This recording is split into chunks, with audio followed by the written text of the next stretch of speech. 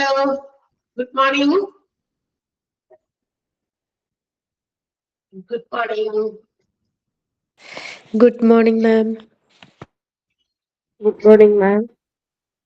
Morning. Good morning, ma'am. Good morning. Good morning, ma'am. Yes, very, very good morning. So, നമുക്ക് തുടങ്ങാം അല്ലേ? Start ചെയ്യാനുള്ള ready അല്ലേ എല്ലാവരും? നോട്ടൊക്കെ വെച്ചിട്ട് Yes, ma'am. ഓക്കെ. സൗണ്ട് ഒന്ന് മ്യൂട്ട് ചെയ്യാണ്. ക്ലാസ് ഡിസ്റ്റർബൻസ് വരണ്ടല്ലാന്ന് വിചാരിച്ചിട്ടാണ്. അല്ലെങ്കിൽ തന്നെ എന്തോ ഒരു ക്ലാരിറ്റി കുറവ് ഈ ഒരു ക്ലാസ്സിൽ കയറുമ്പോൾ വരുന്നുണ്ട്. അത് ഞാൻ കയറുമ്പോൾ പ്രത്യേകിച്ചും എന്തോ ഇപ്പൊ ക്ലിയർ ആണോ സൗണ്ട്? ഒന്ന് ക്ലിയർ ചെയ്യാനായിട്ട് ഞാൻ പറഞ്ഞിട്ടുണ്ടായിരുന്നു. സിസ്റ്റത്തിന്റെ എന്തെങ്കിലും പ്രോബ്ലം ആയിരിക്കാം. ക്ലിയർ ആണല്ലേ? Okay, fine.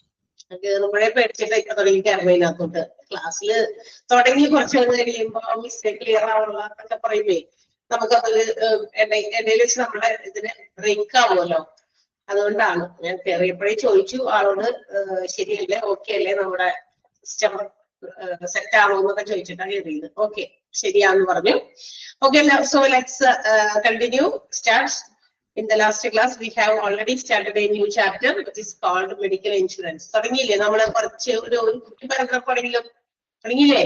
അവിടെ തന്നെ അല്ലേ എന്നറിയാൻ വേണ്ടിയിട്ടാണ് ഞാൻ ചോദിക്കുന്നത്. അപ്പൊ ഓക്കെ, നമ്മുടെ മെഡിക്കൽ ഇൻഷുറൻസ് എന്ന് പറയുന്ന ഒരു ചാപ്റ്റർ ആണ്. So before going into deep medical ഇൻഷുറൻസിലേക്ക് നമ്മൾ കൃത്യമായിട്ട് അങ്ങോട്ട് എത്തുന്നതിന് മുമ്പ് തന്നെ കുറച്ച് മെഡിക്കൽ ഇൻഷുറൻസുമായിട്ട് ബന്ധപ്പെട്ടിട്ടുള്ള കുറച്ച് ടേംസ് നമുക്ക് ആദ്യം തന്നെ അറിയാനുണ്ട്.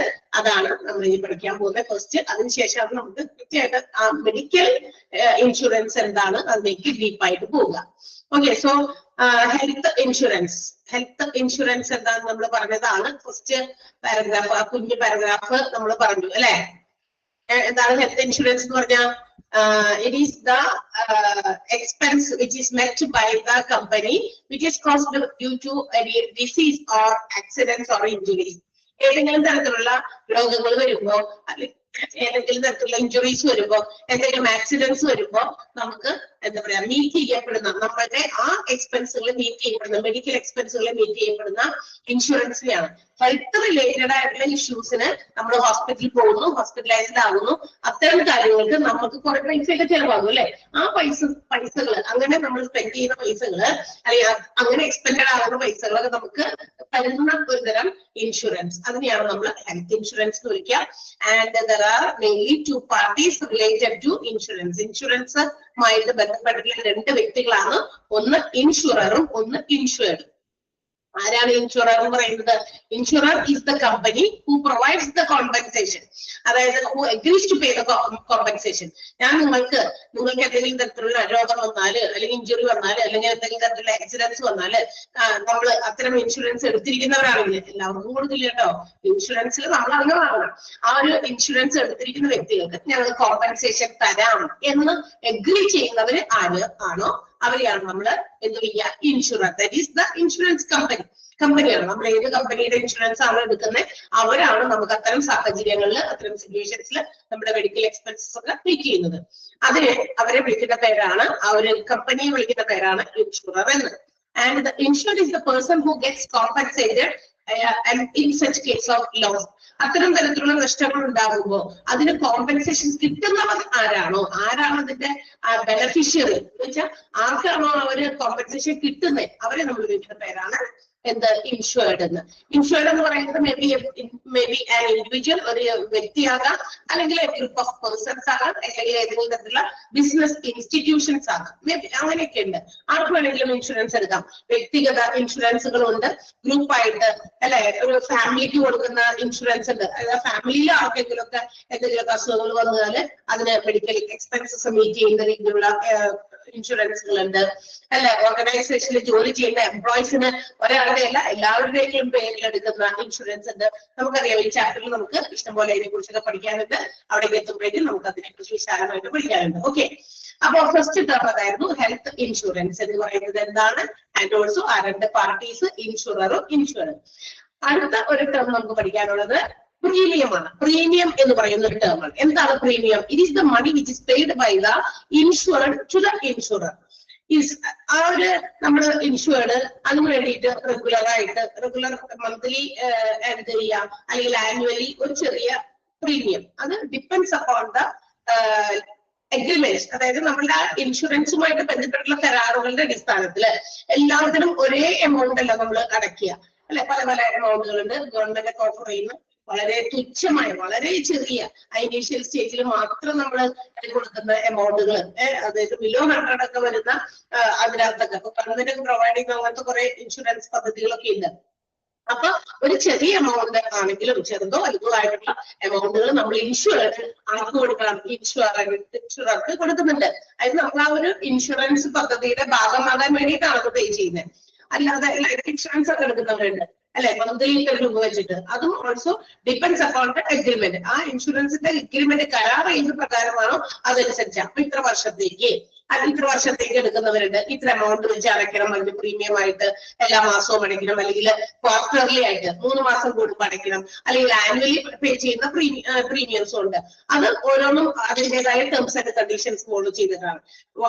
എന്ന് വെച്ചാൽ ഇതിന്റെ ഏറ്റവും ചുരുങ്ങിയ രീതിയിൽ നമ്മൾ പറയുകയാണെങ്കിൽ പ്രീമിയം എന്ന് പറയുന്നത് ഇൻഷുറൻസ് കമ്പനിക്ക് അടയ്ക്കുന്ന തുക. ആ ഒരു ചെറുതോ വലുതായിട്ടുള്ള എമൗണ്ടിന്റെ ബേസിസിലാണ് നമുക്ക് ഈ ഒരു ബെനിഫിറ്റ് നമുക്ക് എന്ത് ചെയ്യുന്നത്. നമുക്ക് അത്തരം ഒരു നഷ്ടം ഉണ്ടാകുമ്പോൾ, അല്ലെങ്കിൽ ഒരു എന്താ പറയാ, ഒരു അസുഖം ഉണ്ടാകുമ്പോൾ, അല്ലെങ്കിൽ ആക്സിഡന്റ് ഉണ്ടാകുമ്പോൾ നമുക്ക് ഒരു ഫിനാൻഷ്യൽ ലോസുകൾ വരുന്നുണ്ട്. അപ്പൊ അതിലേക്ക് കോമ്പൻസേറ്റ് ചെയ്ത് നമുക്ക് കമ്പനി തരുന്നു. അപ്പൊ അതിന് വേണ്ടിയിട്ട് ഒരു ചെറിയൊരു പ്രിക്കോഷൻ എന്ന് പറയുന്നത് പോലെ വാങ്ങിക്കുന്ന എമൗണ്ട്, അതിനെയാണ് നമ്മൾ പ്രീമിയം എന്ന് വിളിക്കുക. So what is premium? Premium is the amount or money paid by the insured to the insurer. Clear ആണ്? പ്രീമിയം എന്താണെന്ന് മനസ്സിലായോ? LIC ഒക്കെ ഉള്ളവരാണോ എല്ലാവരും? ഒരു മിക്ക ആളുകൾക്ക് ഇതൊന്നും പറയേണ്ട ആവശ്യമില്ല. കാരണം ഇതൊക്കെ നമ്മൾ കുറെയൊക്കെ നമ്മൾ എക്സ്പീരിയൻസ് ചെയ്യുന്നത് ലൈഫ് ഇൻഷുറൻസ് പോളിസി കൊച്ചുകളുടെ പേരിലോ വലിയവരുടെ പേരിലോ ഒക്കെ നമ്മൾ വീട്ടിലെടുക്കുന്നവരാണ്, അല്ലെ? അല്ലെങ്കിൽ നമ്മൾ അതിന് ഒരു നിശ്ചിത എമൗണ്ട് വീതം നമ്മളിങ്ങനെ മന്ത്ലി ഒക്കെ അടയ്ക്കുന്നുണ്ട്. ചിലര് മന്ത്ലി അടയ്ക്കുന്നവരുണ്ട്. അതാണ് ഞാൻ പറഞ്ഞത്. അത് പോളിസിയുടെ ടേംസ് ആൻഡ് കണ്ടീഷൻസ് പ്രകാരം മാറും, വ്യത്യസ്തമായിരിക്കും. എല്ലാം ഒരുപോലെയല്ല. മന്ത്ലി അല്ല, ക്വാർട്ടർലി. ചില നമ്മുടെ വണ്ടികളൊക്കെ നമ്മൾ വാങ്ങിക്കുമ്പോൾ ഇൻഷുർ ചെയ്തിട്ട് വാങ്ങിക്കാം. അത് ചിലപ്പോൾ 1 ഇയറിലേക്കാണ്. അപ്പൊ 1 ഇയറിലേക്കുള്ള ഇൻഷുറൻസ് പ്രീമിയം നമ്മൾ ഒരുമിച്ച് അടച്ചിടുകയാണ്. ഇൻഷുറൻസ് ഒന്നും എടുക്കാത്ത വണ്ടികളൊക്കെ ഓടിച്ച് എവിടെയെങ്കിലും ഏതെങ്കിലും സ്ഥലത്ത് കൊണ്ടുപോയി തട്ടോ മൂട്ടോ ഒക്കെ ചെയ്ത് കഴിഞ്ഞാൽ ഇൻഷുറൻസ് പേപ്പർ ഒന്നും ക്ലിയർ അല്ലെങ്കിൽ ഈ പറഞ്ഞ എമൗണ്ടുകളും നമുക്ക് കിട്ടില്ല. മനസ്സിലായോ? ക്ലിയർ ആയോ? മനസ്സിലായോ എന്താണ് പ്രീമിയം? Any doubt? ഇല്ലല്ലോ? ഡൗട്ട് ഇല്ലെങ്കിൽ ഞാൻ അടുത്തതിലേക്ക് പോകും. വേഗം ഒന്ന് റെസ്പോണ്ട് ചെയ്യണേ. യെസ്, അടുത്തത് ഹെൽത്ത് ഇൻഷുറൻസ് പോളിസിയാണ്. എന്താണ് ഒരു ഹെൽത്ത് ഇൻഷുറൻസ് പോളിസി? നമ്മൾ ഒരാളെ കൊണ്ട് ഒരു പോളിസി എടുപ്പിക്കുമ്പോൾ എന്താണ് അല്ലെങ്കിൽ എന്താ പറയുക, ഒരു കോൺട്രാക്ട്, ഒരു എഗ്രിമെന്റ് ആണ് അവിടെ രൂപീകരിക്കപ്പെടുന്നത്. ആരൊക്കെ തമ്മിലുള്ള എഗ്രിമെന്റ് ആയിരിക്കും? Between the insurer and insured. Insured എന്ന് പറയുന്നത് ഒരു ഇൻഡിവിജ്വൽ ആകാം, ഒരു ഗ്രൂപ്പ് ഓഫ് എംപ്ലോയീസ് ആകാം, അല്ലെങ്കിൽ ഒരു ഗ്രൂപ്പ് ഓഫ് പീപ്പിൾ ആയിരിക്കാം, ഒരു എന്താ പറയാ ഓർഗനൈസേഷനിൽ വർക്ക് ചെയ്യുന്ന ജോലിക്കാരായിരിക്കാം, മേ. അപ്പൊ രീതിയില് അപ്പൊ അങ്ങനെ ആ ഒരു ഇതിന് തമ്മിൽ ഇൻഷുററും തമ്മിലുള്ള ഒരു എഗ്രിമെന്റ് ആണ്. In which there will be a condition, a specific condition in the thamil, that means to provide health insurance coverage for a particular premium. ഇത്ര രൂപം പ്രീമിയം വെച്ച് നിങ്ങൾ അടയ്ക്കുമ്പോൾ നിങ്ങൾക്ക് ഏതെങ്കിലും തരത്തിലുള്ള നഷ്ടങ്ങളോ രോഗങ്ങളോ മറ്റു കാര്യങ്ങളോ ഒക്കെ എന്തെങ്കിലും ഉണ്ടാകുകയാണെങ്കിൽ നിങ്ങൾക്ക് അതിനുള്ള ഹെൽത്ത് ഇൻഷുറൻസ് കവറേജ് തരാം എന്ന് എഗ്രി ചെയ്യുന്ന ഒരു കരാർ ഉറപ്പിക്കലാണ് ഇൻഷുററും ഇൻഷുർഡ് തമ്മിൽ. അതിനെയാണ് നമ്മൾ എന്ത് വിളിക്കുക? ഹെൽത്ത് ഇൻഷുറൻസ് പോളിസി എന്ന് വിളിക്കുക. All these terms are important. ഇതെല്ലാം ഇമ്പോർട്ടന്റ് ആണ്. അതുകൊണ്ട് ഞാൻ അണ്ടർലൈൻ ചെയ്യാൻ പറയുന്നില്ല. ഫസ്റ്റ് പേജില് ഇതെല്ലാം തന്നെ ഇമ്പോർട്ടന്റ് ആണ്. അതുകൊണ്ട് എല്ലാം ഇമ്പോർട്ടന്റ് എന്നോ NB എന്നോ ഒക്കെ എവിടെയെങ്കിലും സൈഡിൽ ഇട്ടാൽ മതി. നിങ്ങളെല്ലാം വരച്ച് പഠിച്ചോ. ക്ലിയർ ആയല്ലേ? മനസ്സിലായ? ഹെൽത്ത് ഇൻഷുറൻസ് പോളിസി എന്ന് പറഞ്ഞാൽ എന്താണ്? ഇതൊക്കെ ഓരോ ടേമുകളാണ് കേട്ടോ. എന്താണ് ഹെൽത്ത് ഇൻഷുറൻസ് പോളിസി, അതുപോലെ തന്നെ ഇൻഷുറർ, പ്രീമിയം, ഇത്രയും നമ്മൾ പറഞ്ഞു കഴിഞ്ഞു. ആൻഡ് മൂവിങ് ടു നെക്സ്റ്റ്, അടുത്തത് നമ്മൾ പറയുന്നത് അടുത്തൊരു ടേമാണ് ക്ലെയിം എന്ന്. ക്ലെയിം എന്ന് പറഞ്ഞാൽ എന്താ? അതായത് when any type of accident or disease or injury occur, the insured may request to the insurance company for that amount. അതായത് ഇപ്പൊ നമുക്ക് എന്തെങ്കിലും നമ്മളൊരു ഇൻഷുറൻസ് എടുത്തിരിക്കുന്ന, മെഡിക്കൽ ഇൻഷുറൻസ്, ഹെൽത്ത് ഇൻഷുറൻസ് എടുത്തിരിക്കുന്ന ഒരാളാണെന്ന് വിചാരിക്കാം. നമുക്ക് ഏതെങ്കിലും തരത്തിൽ എന്തെങ്കിലും അസുഖം വന്നു ആൻഡ് വി ആർ ഹോസ്പിറ്റലൈസ്ഡ്, ഒരു 2-3 ദിവസം ഹോസ്പിറ്റലൈസ്ഡ് ആയി എന്ന് വിചാരിക്കാം. നമുക്ക് ഇൻഷുറൻസ് ഉള്ളതുകൊണ്ട് we have to inform it to the insurance company. അത് നമ്മൾ ഇൻഷുറൻസ് കമ്പനിയാണ് അറിയിക്കണം, വേണ്ടേ? ഞാൻ ഇന്ന സുഖമായിട്ട് വയ്യാണ്ട് ഹോസ്പിറ്റലൈസ്ഡ് ആണ് എന്നുള്ള കാര്യം. അല്ലാതെ അവരറിയില്ലല്ലോ. നമ്മൾ പോളിസി എടുക്കുന്നുണ്ട്, അവരിങ്ങനെ എല്ലാവരും അവരുടെ പേരിൽ അവരിൽ നിന്ന് എടുത്തിരിക്കുന്ന പോളിസീസ് ആർക്കെങ്കിലും അസുഖം വരുന്നുണ്ടോ അല്ലെങ്കിൽ ആക്സിഡന്റ് വരുന്നുണ്ടോ എന്ന് എപ്പോഴും അവർക്ക് തിരഞ്ഞെടുപ്പിക്കാൻ പറ്റില്ല. So we are the person. നമുക്കാണ് എന്തെങ്കിലും വരുമ്പോൾ ആരാണ് പോളിസി എടുത്തിരിക്കുന്നത് അവർ have to inform or they have to make a request for the payment. നമുക്കത് ഇന്ന ഹോസ്പിറ്റലൈസ്ഡ് ആയിട്ടുണ്ട്, അപ്പൊ ഹോസ്പിറ്റലിലെ ബില്ല് കൊടുക്കണം, എന്നുള്ള കാര്യങ്ങൾ അവരെ അറിയിക്കുക. അതിന് വേണ്ടിയിട്ട് നമ്മൾ പൈസയ്ക്ക് വേണ്ടി റിക്വസ്റ്റ് ചെയ്യുക. അതിനെയാണ് നമ്മൾ ക്ലെയിം എന്ന് വിളിക്കുക. അപ്പൊ നമ്മൾ ക്ലെയിം ചെയ്യാണ്. ക്ലെയിം എന്ന് പറഞ്ഞാൽ ഇങ്ങോട്ട് തരാൻ പറയുക, മനസ്സിലായോ? ഞാൻ ഹോസ്പിറ്റലൈസ്ഡ് ആണ്. ആ ഒരു പ്രൊസീജിയർ അതിനെയാണ് നമ്മൾ വിളിക്കാം. അതിന് ഫോർമാലിറ്റീസ് ഉണ്ട്. അതിന്റെ പേപ്പറൊക്കെ ഫില്ല് ചെയ്ത് കൊടുക്കണം, ഫോം ഫില്ല് ചെയ്യണം. ചിലപ്പോ ഡയറക്റ്റ് ആയിട്ട് ചെന്ന് നമ്മൾ എവിടെയാണ് നമുക്ക് അറിയാവുന്ന സ്ഥലത്തൊക്കെ ആണെങ്കിൽ അടുത്തന്നെയാണെങ്കിൽ പോയിട്ട് ഫോം ചെയ്ത് ഫോം വാങ്ങിച്ച് ഫില്ല് ചെയ്ത് അത് കൊടുക്കുക. കൃത്യമായിട്ട് തെറ്റിക്കാതെ കൃത്യമായിട്ട് എഴുതി കൊടുക്കുക. അതിനുശേഷം അല്ലായെങ്കിൽ ഓൺലൈനായിട്ട് നമുക്ക് അപ്ലൈ ചെയ്യാം. നമുക്ക് ഇങ്ങനെ ഹോസ്പിറ്റലൈസ്ഡ് ആണ് ക്ലെയിമിന് വേണ്ടിയിട്ട് റിക്വസ്റ്റ് ചെയ്യും. ആ ഒരു ലോസ് ഒക്കെ ചെയ്യുമ്പോൾ ആ പറഞ്ഞിരിക്കുന്ന പോളിസിയുടെ എമൗണ്ട് എത്രയാണോ അത് നമുക്ക് തരണം. അല്ലെങ്കിൽ ആ കവറേജിൽ വരുന്ന ഇതിന് ഞങ്ങൾക്ക് ആക്സിഡന്റ് വന്നു അല്ലെങ്കിൽ രോഗം വന്നിട്ട് ഹോസ്പിറ്റലൈസ്ഡ് ആണ് എന്നുള്ള കാര്യം അറിയിച്ചുകൊണ്ട് ഇൻഷുററോട് നമ്മളുടെ പേയ്മെന്റിന് വേണ്ടി റിക്വസ്റ്റ് ചെയ്യുന്ന ആ ഒരു പ്രൊസീജിയർ അതിനെയാണ് നമ്മൾ ക്ലെയിം എന്ന് വിളിക്കുക. ക്ലിയർ ആയോ? ക്ലെയിം എന്താണ്? A person's request for payment by an insurer of a loss covered by a policy. ആ പോളിസിയിൽ പറഞ്ഞിരിക്കുന്ന അത്രയും രീതിയിലുള്ള എമൗണ്ടിനുള്ള കവറേജ് കിട്ടുള്ളൂ കേട്ടോ. അതായത് ഇപ്പൊ ഞാൻ ഹോസ്പിറ്റലൈസ്ഡ് ആയി, എന്തെങ്കിലും അസുഖം വന്നു, അപ്പൊ ഞാൻ എടുത്തിരിക്കുന്ന ഒരു പോളിസി അത് ചിലപ്പോ ഒരു വർഷത്തിൽ എനിക്ക് ഏതെങ്കിലും തരത്തിലുള്ള ഇഞ്ചുറിയോ ആക്സിഡന്റോ ഡിസീസോ ഉണ്ടായി കഴിഞ്ഞാൽ ഹോസ്പിറ്റലൈസേഷൻ എക്സ്പെൻസ് 1,00,000 രൂപ വരെ എനിക്ക് എന്താ പറയാ കിട്ടും, കവറേജ് കിട്ടും എന്ന് പറഞ്ഞിരിക്കുന്ന പോളിസി 1,00,000 വരെയുള്ള എമൗണ്ട് അവർ തരുള്ളൂ. അല്ല എനിക്ക് അവിടെ ഹോസ്പിറ്റലിൽ 2,00,000 രൂപയായി അല്ലെങ്കിൽ 3,00,000 രൂപയായി അതിന്റെ കവറേജിന്റെ പൊക്കത്തിലേക്കൊന്നും ഹോസ്പിറ്റലൈസ്ഡ് ആയിട്ടുള്ള ചെലവുകൾക്ക് ചെയ്യാൻ ഇൻഷുറൻസ് കമ്പനി ബാധ്യസ്ഥരല്ല. Up to the amount of coverage. ആ കവറേജിൽ പറയുന്ന എമൗണ്ട് എത്രയാണോ, മനസ്സിലായോ? ആ ഒരു എമൗണ്ട് തരിക എന്നുള്ള ആവശ്യമാണ് നമ്മൾ ഇൻഷുററിനോട് വെക്കുക. ആ ഒരു പ്രൊസീജിയറിനെ നമ്മൾ ക്ലെയിം എന്ന് വിളിക്കുക. And claim is classified as first party claim and third party claim. രണ്ട് രീതിയിലുള്ള ക്ലെയിം ഉണ്ട്. അതേതൊക്കെയാ? ഫസ്റ്റ് പാർട്ടി ക്ലെയിം എന്ന് വെച്ചാൽ ഫസ്റ്റ് പാർട്ടി ക്ലെയിം എന്ന് പറഞ്ഞാൽ ഞാൻ ഇപ്പൊ ഏതെങ്കിലും രോഗം വന്ന് ഹോസ്പിറ്റലൈസ്ഡ് ആയിട്ട് ഞാൻ ഏതെങ്കിലും ഒരു കമ്പനിയുടെ ഇൻഷുറൻസ് എടുത്തിരിക്കുന്ന ആളാണ്, എനിക്കൊരു ഹെൽത്ത് ഇൻഷുറൻസ് ഉണ്ട്. അപ്പൊ ഞാൻ അവരെ അറിയിക്കാവുന്നത് ഞാൻ ഇന്ന് ഹോസ്പിറ്റലൈസ്ഡ് ആണ്, so you have to give me the provide the claim. അതിനകത്ത് പറഞ്ഞിരിക്കുന്ന ക്ലെയിം പറ്റാവുന്ന രീതിയിൽ നിങ്ങൾ പറഞ്ഞിരിക്കുന്ന കവറേജിലുള്ളത് തരികയെന്ന് പറഞ്ഞിട്ട് നമ്മൾ റിക്വസ്റ്റ് ചെയ്തു. ഫോം ഒക്കെ ഫില്ല് ചെയ്ത് അതിന്റെ ലീഗൽ ഫോർമാലിറ്റീസ് ഒക്കെ ഡോക്യുമെന്റും നമ്മൾ ഹോസ്പിറ്റലൈസ്ഡ് ആകുമ്പോൾ 1,00,000 രൂപയുടെ ചികിത്സയാണ് ഞാൻ ഇവിടെ വന്നിട്ട് കിടക്കണേ. ചെറിയൊരു അസുഖമൊക്കെ ആണെങ്കിൽ 2 ദിവസം അവിടെ വന്ന് നമ്മളെ ഹോസ്പിറ്റലൈസ്ഡ് ആയിട്ട് പറയാണ് നമ്മൾ 1,00,000 രൂപയുടെ പോളിസി ഞാൻ എടുത്തിരിക്കുന്നത്. 1,00,000 കൂടെ തരാൻ പറഞ്ഞൊന്നും കിട്ടില്ല കേട്ടോ. അതിന് സഫീഷ്യന്റ് ആയിട്ടുള്ള ആഡക്വേറ്റ് ആയിട്ടുള്ള ഡോക്യുമെന്റുകൾ, ഹോസ്പിറ്റൽസിന്റെ ബില്ല്, മറ്റു കാര്യങ്ങൾ, അവിടെ വന്നിരിക്കുന്ന മെഡിസിൻസിന്റെ മറ്റു കാര്യങ്ങളൊക്കെ എക്സ്പെൻസുകളുടെ ബില്ലുകളും മറ്റൊക്കെ പ്രൊവൈഡ് ചെയ്യണം, സബ്മിറ്റ് ചെയ്യണം. അത് വേറെ കാര്യം. ഓക്കെ, അപ്പൊ ഇതിന്റെയൊക്കെ പ്രൂഫുമായിട്ട് നമ്മൾ അപ്ലൈ ചെയ്യുമ്പോഴാണ് നമുക്ക് ആ ക്ലെയിം കിട്ടുക. അപ്പൊ ഞാൻ എന്റെ ഇൻഷുറൻസ് കമ്പനി അറിയിക്കുന്നു, ഞാൻ നേരിട്ട് എന്റെ ഇൻഷുറൻസ് കമ്പനിയോട് എനിക്ക് എന്റെ കാശ് അല്ലെങ്കിൽ ഹോസ്പിറ്റലൈസേഷൻ എക്സ്പെൻസ് മീറ്റ് ചെയ്യാനായിട്ട് ആവശ്യപ്പെട്ടാണ്. അതിനെയാണ് നമ്മൾ ഫസ്റ്റ് പാർട്ടി ക്ലെയിം എന്ന് വിളിക്കുക. മനസ്സിലായോ? ഫസ്റ്റ് പാർട്ടി ക്ലെയിം എന്താണെന്ന് മനസ്സിലായോ? ഞാനൊരു ഇൻഷുറൻസ് എടുത്തിരിക്കുന്നു, എന്റെ ഇൻഷുറൻസ് കമ്പനിയോട് ഞാനിങ്ങനെ ആശുപത്രി കിടക്കാൻ കേട്ടോ, വന്ന് എന്റെ മെഡിക്കൽ എക്സ്പെൻസസ് മീറ്റ് ചെയ്യണം എന്നുള്ള കാര്യങ്ങൾ അവരെ അറിയിക്കുന്നു. അവര് അതിന്റെ എന്തായ ബാക്കി കാര്യങ്ങൾ പ്രൊസീഡ് ചെയ്ത് വന്ന് നമ്മുടെ ബിൽ പേയ്മെന്റ് ഒക്കെ നടത്തുകയാണെങ്കിൽ അതിന് ഫസ്റ്റ് പാർട്ടി ക്ലെയിം എന്ന് വിളിക്കും. ആൻഡ് അടുത്തത് തേർഡ് പാർട്ടി ക്ലെയിം ആണ്. ഇത് ഒരാള് മറ്റൊരാളുടെ ഇൻഷുറൻസ് കമ്പനിയോട് കാശ് വയ്ക്കുന്നത്, അതാണ് ആ ക്ലെയിമാണ്. വെച്ചാൽ ഞാൻ ഉദാഹരണം പറഞ്ഞാല് വേഗം ക്ലിക്കാവും. അതായത് ഞാനൊരു വണ്ടി ഓടിച്ച് പോവുകയാണെന്ന് വിചാരിക്കാം. വണ്ടി ഓടിച്ചു പോകുന്നു, വേറെ റോഡിലാകുമ്പോൾ നമുക്കറിയാം നമ്മൾ മാത്രമല്ല ഇഷ്ടംപോലെ ആൾക്കാർ വണ്ടി ഓടിക്കുന്നുണ്ട്. ശ്രദ്ധയില്ലാതെയും വളരെയധികം ശ്രദ്ധിച്ചും ഓടിക്കുന്നവരുണ്ട്. നമ്മൾ എത്രത്തോളം ശ്രദ്ധിച്ചാലും നമ്മൾ ചിലപ്പോൾ പെർഫെക്റ്റ് ആയിട്ട് ഞാൻ വളരെ ശ്രദ്ധിച്ചു വണ്ടി ഓടിക്കുന്നവരാണ്. നമ്മൾ മനസ്സിലാക്കേണ്ട കാര്യം റോഡില് ഒരു ശ്രദ്ധയില്ലാതെ വണ്ടി ഓടിക്കുന്ന ആളുകൾ ഉണ്ട് എന്ന് മനസ്സിലാക്കിയാണ് നമ്മൾ എപ്പോഴും ഡ്രൈവ് ചെയ്യേണ്ടത്, അല്ലെ? അങ്ങനെയല്ലേ?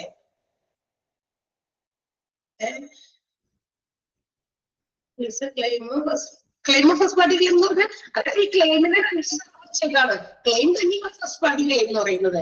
ക്ലെയിം എന്ന് പറയുന്ന പ്രൊസീജിയർ എന്താണെന്നാണ് ആ ഒന്നാമത്തെ സെന്റൻസ് കൊടുത്തത്. ക്ലെയിം എന്ന് പറഞ്ഞാൽ ആരെങ്കിലും ഇൻഷുറൻസ് കമ്പനിയോട് അവരുടെ ഇതിന്റെ കവറേജിന്റെ എമൗണ്ട് തരാനായിട്ടുള്ള റിക്വസ്റ്റ്, അതാണ് ക്ലെയിം. ആ ക്ലെയിം ആണ് ഫസ്റ്റ് പാർട്ടി ക്ലെയിമും തേർഡ് പാർട്ടി ക്ലെയിമായിട്ട് ഡിവൈഡ് ചെയ്തിരിക്കുന്നത്. ഫസ്റ്റ് പാർട്ടി ക്ലെയിമും ക്ലെയിമും തമ്മിൽ വ്യത്യാസമൊന്നുമില്ല. ആ ക്ലെയിമിന്റെ മീനിങ് ആണ് അവിടെ കൊടുത്തേക്കണേ ഫസ്റ്റ് സെന്റൻസിൽ. മനസ്സിലായോ? ചോദിച്ചാൽ അവർക്ക് ഫസ്റ്റ് ഇത് ക്ലെയിം എന്ന് പറയുന്ന സാധനം എന്താണെന്നുള്ളത്, അത് നമ്മൾ കമ്പനിയോട് റിക്വസ്റ്റ് ചെയ്യുന്നു, എന്റെ എമൗണ്ട്, എന്റെ കവറേജ്, എനിക്ക് ഇന്ന ലോസ് വന്നിട്ടുണ്ട്, മനസ്സിലായില്ലേ? അത് വരെ അതാണ് രണ്ടായിട്ട് ഡിവൈഡ് ചെയ്തിരിക്കുന്നത്. ഒന്ന് ഫസ്റ്റ് പാർട്ടി ക്ലെയിം, എനിക്ക് ഏതെങ്കിലും ആക്സിഡന്റ് പറ്റി, അപ്പൊ ഞാൻ വണ്ടി ഓടിച്ചു പോവുകയാണ്, ഞാൻ എവിടെയെങ്കിലും കൊണ്ടുപോയി ഉരുട്ടിയിട്ട് വണ്ടി ഉരുട്ടിയിട്ട് ഞാൻ വണ്ടി വീണു, വണ്ടിക്ക് എന്തെങ്കിലും കേടുപാടുകൾ വന്നു, ഞാൻ ഹോസ്പിറ്റലൈസ്ഡ് ആയി. അപ്പോ നമ്മുടെ ഇൻഷുറൻസ് കമ്പനിയെ നമ്മൾ അറിയിക്കാറുണ്ട്, ഞാൻ ഇവിടെ ഹോസ്പിറ്റലൈസ്ഡ് ആണ്, എനിക്ക് അങ്ങനെയൊക്കെ പരിക്കുകളൊക്കെ പറ്റിയിട്ടുണ്ട്, ഹോസ്പിറ്റലിൽ കുറച്ച് ദിവസം കിടക്കണം, അതിന്റെ എമൗണ്ട്, അപ്പൊ ഇത് ബില്ല് അടയ്ക്കേണ്ടത് എന്റെ ഇൻഷുറൻസ് കമ്പനിയാണ്. എന്റെ വണ്ടിയും ഇൻഷുർ ചെയ്തിരിക്കുന്നതാണ്. സോ ദാറ്റ് ഇൻഷുറൻസ് കമ്പനി വണ്ടിക്ക് എന്തെങ്കിലും കേടുപാടുകൾ പറ്റിയിട്ടുണ്ടെങ്കിൽ അത് റിപ്പയർ ചെയ്ത് കൊടുക്കാനുള്ള അതിനുള്ള ക്ലെയിമും നമുക്ക് തരണം. ഓക്കെ, അപ്പൊ ഞാൻ എടുത്തിരിക്കുന്ന ഇൻഷുറൻസ് കമ്പനിയോട് എന്റെ ക്ലെയിം ചോദിക്കുന്നു. മനസ്സിലായോ? അത് തന്നെയാണ് ക്ലെയിം എന്ന് പറയുന്നത്. ആ ഒരു ടേം എന്താണെന്ന് നമ്മൾ സെന്റൻസിൽ ആയിരിക്കുന്നു എ എന്ന് പറയുന്ന പോയിന്റില്. മനസ്സിലായാലോ? ഇനി തേർഡ് പാർട്ടി ക്ലെയിം എന്താണെന്ന് വെച്ചിട്ടുണ്ടെങ്കിൽ, ഉദാഹരണം പറഞ്ഞാൽ എളുപ്പം മനസ്സിലാകുന്നതുകൊണ്ടാണ് ഞാൻ ആദ്യം പറഞ്ഞത്. അപ്പൊ ഞാനിങ്ങനെ വണ്ടി ഓടിക്കുന്നു, ഇഷ്ടംപോലെ വണ്ടികൾ, ഏതെങ്കിലും ഒരു വണ്ടി വന്ന് നമ്മളുടെ വണ്ടിയിൽ മുട്ടിന്ന് വിചാരിക്കാം, മുട്ടി നമ്മൾ വീഴുന്നു, നമുക്ക് പരിക്കുകൾ വന്നിട്ടുണ്ട് എന്ന് വെച്ചിട്ടുണ്ടെങ്കിൽ ഞാൻ റോങ് സൈഡ് ഒന്നുമല്ല, നല്ല പെർഫെക്റ്റ് ആയിട്ട് വണ്ടി ഓടിച്ചു പോവുകയാണ്, എന്റെ കൃത്യമായ സൈഡിൽ കൂടി വേറെ ഏതെങ്കിലും റോങ് സൈഡിൽ കൂടിയൊക്കെ കയറി വന്ന് ഇങ്ങനെ വന്നിട്ട് മുട്ടൊക്കെ ചെയ്തു എന്ന് വിചാരിക്കാം, നമ്മൾ വീണു, നമുക്ക് എന്തെങ്കിലും പരിക്കുണ്ട്. അവർക്കും ഒബ്വിയസ്ലി പരിക്കുണ്ടെങ്കിൽ കുഴപ്പമൊന്നുമില്ല. അവർക്ക് അതായത് എന്റെ തെറ്റൊന്നുമില്ലല്ലോ. അപ്പൊ നമുക്കിപ്പോ നോക്കുമ്പോ അല്ലെങ്കിൽ അതിൻ്റെതായ ഫോട്ടോസ് ഒക്കെ ഇപ്പൊ ആൾക്കാർ എവിടെ ആക്സിഡന്റ് പറ്റിയ ആരാണ് തെറ്റായ രീതിയിൽ. കാരണം ഇതൊക്കെ പിന്നീട് കേസുകളൊക്കെ ആകാൻ സാധ്യതകളുണ്ട്. ചില ആളുകൾ കോംപ്രമൈസിനൊന്നും തയ്യാറാകില്ല, ചില ആൾക്കാർ മാത്രമേ കോംപ്രമൈസിന് തയ്യാറാകുള്ളൂ. ശരി, നിങ്ങളുടെ ആ ഒരു ഇത് നിങ്ങൾക്ക് വലിയ പരിക്ക് അല്ലെങ്കിൽ നിങ്ങളുടെ വണ്ടിക്ക് വലിയ കേടുപാട് ഞാൻ തീർത്തു തന്നോളാം എന്ന് ചിലർ എഗ്രി ചെയ്യും, ചിലർ പറ്റില്ല. എന്താണെന്ന് വെച്ചാൽ അവരുടെ ഭാഗം ക്ലിയർ ആണെങ്കിൽ ചില ആൾക്കാർ സമ്മതിക്കില്ല. ചില ആൾക്കാരിനല്ല, ഇപ്പൊ ഞാൻ പെർഫെക്റ്റ് ആയിട്ട് വിട്ടു, എന്റെ കുഴപ്പം കൊണ്ടല്ല, മറ്റേ ആളുടെ കുഴപ്പം കൊണ്ടാണ്. അപ്പൊ അങ്ങനെയാണെങ്കിൽ എന്ത് ചെയ്യും? എനിക്ക് എന്തെങ്കിലും പറ്റില്ല, അപ്പൊ ഞാൻ ക്ലെയിം ചെയ്യുന്നത് എന്റെ ഇൻഷുറൻസ് കമ്പനിയോടല്ല, ആ ആളുടെ. അതായത് ഓപ്പോസിറ്റില് നമുക്കെതിരെ വന്ന് അല്ലെങ്കിൽ നമ്മളെ ഇടിച്ചിട്ട അവരോടാണ്, അവരുടെ ഇൻഷുറൻസ് കമ്പനിയോടാണ് നമ്മൾ എന്ത് ചെയ്യുന്നത്, നമ്മൾ ക്ലെയിം ചോദിക്കുന്നത്. അപ്പൊ ഒരാള് മറ്റൊരാളുടെ ഇൻഷുറൻസ് കമ്പനിയോട് ക്ലെയിം ആവശ്യപ്പെടുകയാണെങ്കിൽ അതിനെയാണ് തേർഡ് പാർട്ടി ക്ലെയിം എന്ന് വിളിക്കുക. മനസ്സിലായോ? പറഞ്ഞത് മനസ്സിലായോ? പറയ്. തേർഡ് പാർട്ടി ക്ലെയിമും ഫസ്റ്റ് പാർട്ടി ക്ലെയിമും തമ്മിലുള്ള ഡിഫറൻസ് ആണ് നിങ്ങൾ അറിയേണ്ടത്. ക്ലെയിമും ഫസ്റ്റ് പാർട്ടി ക്ലെയിമും തമ്മിലുള്ള ഡിഫറൻസ് അല്ല. മനസ്സിലായില്ല? കുറച്ചൊരു മനസ്സിലായി എന്ന് പറയുന്നത്. ചില ആൾക്കാർ പറയില്ലല്ലോ, സുമ, നിസി, ജയൻ എന്നൊക്കെ പറഞ്ഞ പേരിലുള്ള ഇവിടെ ഇത് കാണിക്കുന്ന ആളുകൾ ഒന്ന് റെസ്പോൺസ് ഒക്കെ ചെയ്യേ. അല്ല, എൻജോയ്, ധനിഷ ഒന്ന് എടുക്കുന്നത് എസ് അല്ലെങ്കിൽ നോന്നോ എന്തെങ്കിലുമൊക്കെ ചെയ്യും നിങ്ങൾ. ഓക്കെ, ക്ലിയർ ആയോ? മനസ്സിലായോ? ഓക്കെ, യെസ്, ക്ലിയർ ആണ്. ഓക്കെ, അപ്പൊ ഇതിന്റെ തമ്മിലുള്ള വ്യത്യാസം മനസ്സിലായല്ലോ. നമ്മൾ പോയിട്ട് എവിടെയെങ്കിലും ചെന്ന് കയറി നമുക്ക് എന്തെങ്കിലും പരിക്ക് പറ്റി നമ്മൾ ഹോസ്പിറ്റലൈസ്ഡ് ആകുമ്പോൾ നമ്മളുടെ ഇൻഷുറൻസ് കമ്പനിയോട് നമ്മൾ പറയണം, എനിക്ക് ഇങ്ങനെ വയ്യാണ്ട് ഹോസ്പിറ്റലൈസ്ഡ് ആണ് എന്നുള്ള കാര്യങ്ങളൊക്കെ ഫോമൊക്കെ ഫില്ല് ചെയ്ത് കൊടുത്ത് ഡോക്യുമെന്റ്സും ഹോസ്പിറ്റലിന്റെ ബില്ലും ഒക്കെ കാണിച്ചിട്ട് ആ ഒരു ക്ലെയിം ആവശ്യപ്പെടുകയാണെങ്കിൽ അതിനെ നമ്മൾ ഫസ്റ്റ് പാർട്ടി ക്ലെയിം എന്ന് വിളിക്കും. അത് തന്നെയാണ് ക്ലെയിം എന്ന് പറയുന്നത്. ക്ലെയിം എന്ന് പറഞ്ഞാൽ കാശ് ആവശ്യപ്പെടുക. അത് ഫസ്റ്റ് പാർട്ടി ആയിക്കോട്ടെ തേർഡ് പാർട്ടി ആയിക്കോട്ടെ, കാശ് ആവശ്യപ്പെടുന്നതാണ്, റിക്വസ്റ്റ് ചെയ്യുന്നതാണ് ക്ലെയിം എന്ന് പറയുന്നത്. അത് രണ്ട് രീതിയിലുണ്ട്.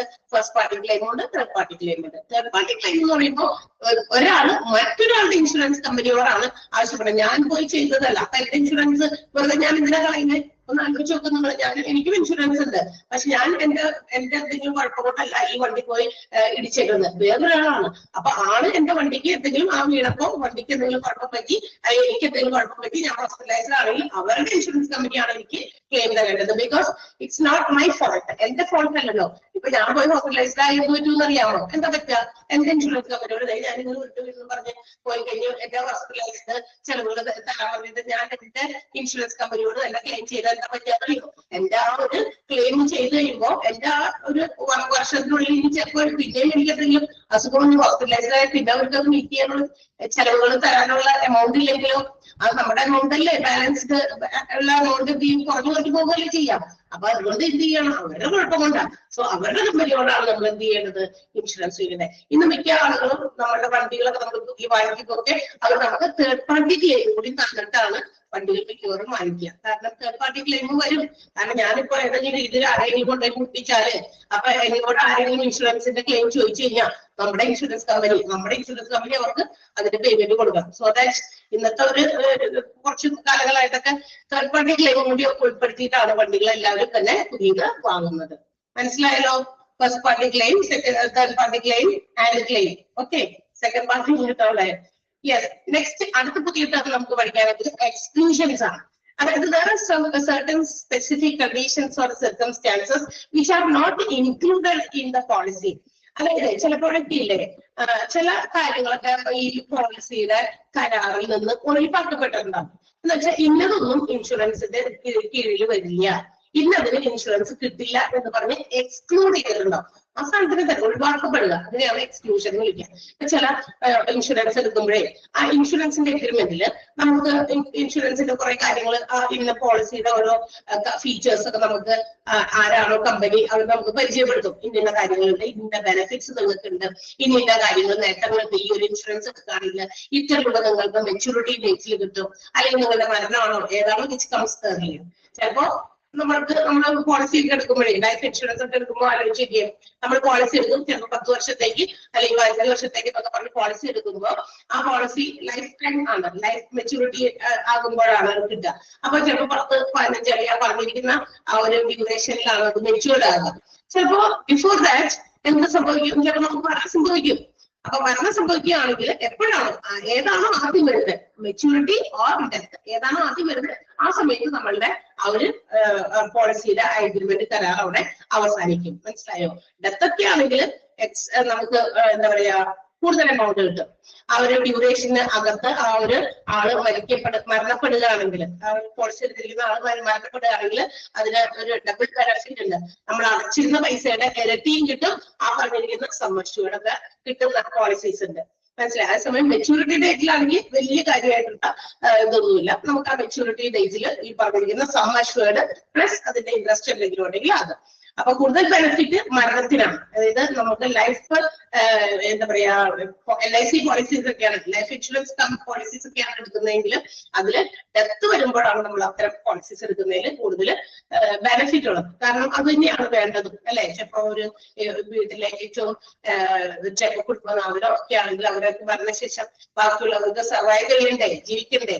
അപ്പൊ അങ്ങനെയുള്ള സമയത്ത് അത് പ്രൊവൈഡ് ചെയ്യുന്നതുകൊണ്ട് അത് അവർക്ക് അത്രയും കുറച്ച് നാളത്തേക്കൊക്കെ ഒരു ബെനിഫിറ്റ് ആയിരിക്കും. ഓക്കെ, അപ്പൊ എക്സ്ക്ലൂഷൻ എന്ന് പറയുന്നത് ചില സാധനങ്ങൾക്ക് ഇൻക്ലൂഡ് ചെയ്യില്ല, ഇന്നതിന് ഇല്ല, ഇന്ന ഒരു ഓപ്ഷത്തിന് ഇല്ല എന്നൊക്കെ പറഞ്ഞിട്ട് സ്പെസിഫൈ ചെയ്ത് പറയും. It also depends upon the type of insurance. ഏതൊക്കെ തരത്തിലുള്ള പോളിസിയാണോ അതിനനുസരിച്ച് ടേംസ് ആൻഡ് കണ്ടീഷൻസ് പല രീതിയിലും മാറും. എക്സ്ക്ലൂഷൻസിലും എന്താ പറയാ ഡിഫറൻഷിയേഷൻ ഉണ്ടായിരിക്കും. ഓക്കെ, അപ്പൊ അത് ഓർക്കുക. ചിലതൊക്കെ നമ്മൾ ഇങ്ങനെ ഒഴിവാക്കിയിട്ടുണ്ട്.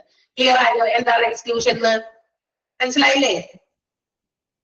അതിലൂടെ അടുത്തത് ഓക്കെ, ഒന്ന് തമ്പൊക്കെ ഒന്ന് ഇട്ടോട്ടെ. തമ്പിടുമ്പോ നിങ്ങൾക്ക് കൃത്യമായിട്ട് അവിടെ എത്തണമെന്നും അത് മനസ്സിലാവുന്നതും കുറച്ചു പേര് റെപ്രസെന്റ് ചെയ്ത് അങ്ങനെ പറയണ്ട. ആർക്കും മനസ്സിലാവാത്തതുണ്ടെങ്കിൽ തമ്മിന് പകരം മിസ് ഒന്നുകൂടി പറഞ്ഞോളിട്ടാണ് ഞാൻ പറഞ്ഞോളാം. അടുത്ത ടേം ഹെൽത്ത് ഇൻഷുറൻസ്. അത് നേരത്തെ പറഞ്ഞത് തന്നെയാണ്. ഹെൽത്ത് ഇൻഷുറൻസ് എന്ന് പറയുന്നത് insurance coverage which covers the cost. നമുക്ക് ഏതെങ്കിലും തരത്തിലുള്ള രോഗങ്ങൾ വരുമ്പോ, സർജറീസ് വരുമ്പോ, മെഡിക്കലുമായിട്ട് ബന്ധപ്പെട്ടിട്ടുള്ള അവരുടെ ആ ചെലവുകൾക്ക് വഹിക്കുന്ന കവറേജ് കൊടുക്കുന്ന ഇൻഷുറൻസിനെയാണ് ഹെൽത്ത് ഇൻഷുറൻസ് വിളിക്കുക. വേറൊരു ടൈപ്പ് ഓഫ് സെന്റൻസ് ആയിട്ട് എഴുതിയിരിക്കുന്നത് മാത്രം. എല്ലാ സെന്റൻസും ഇമ്പോർട്ടന്റ് തന്നെയാണ്.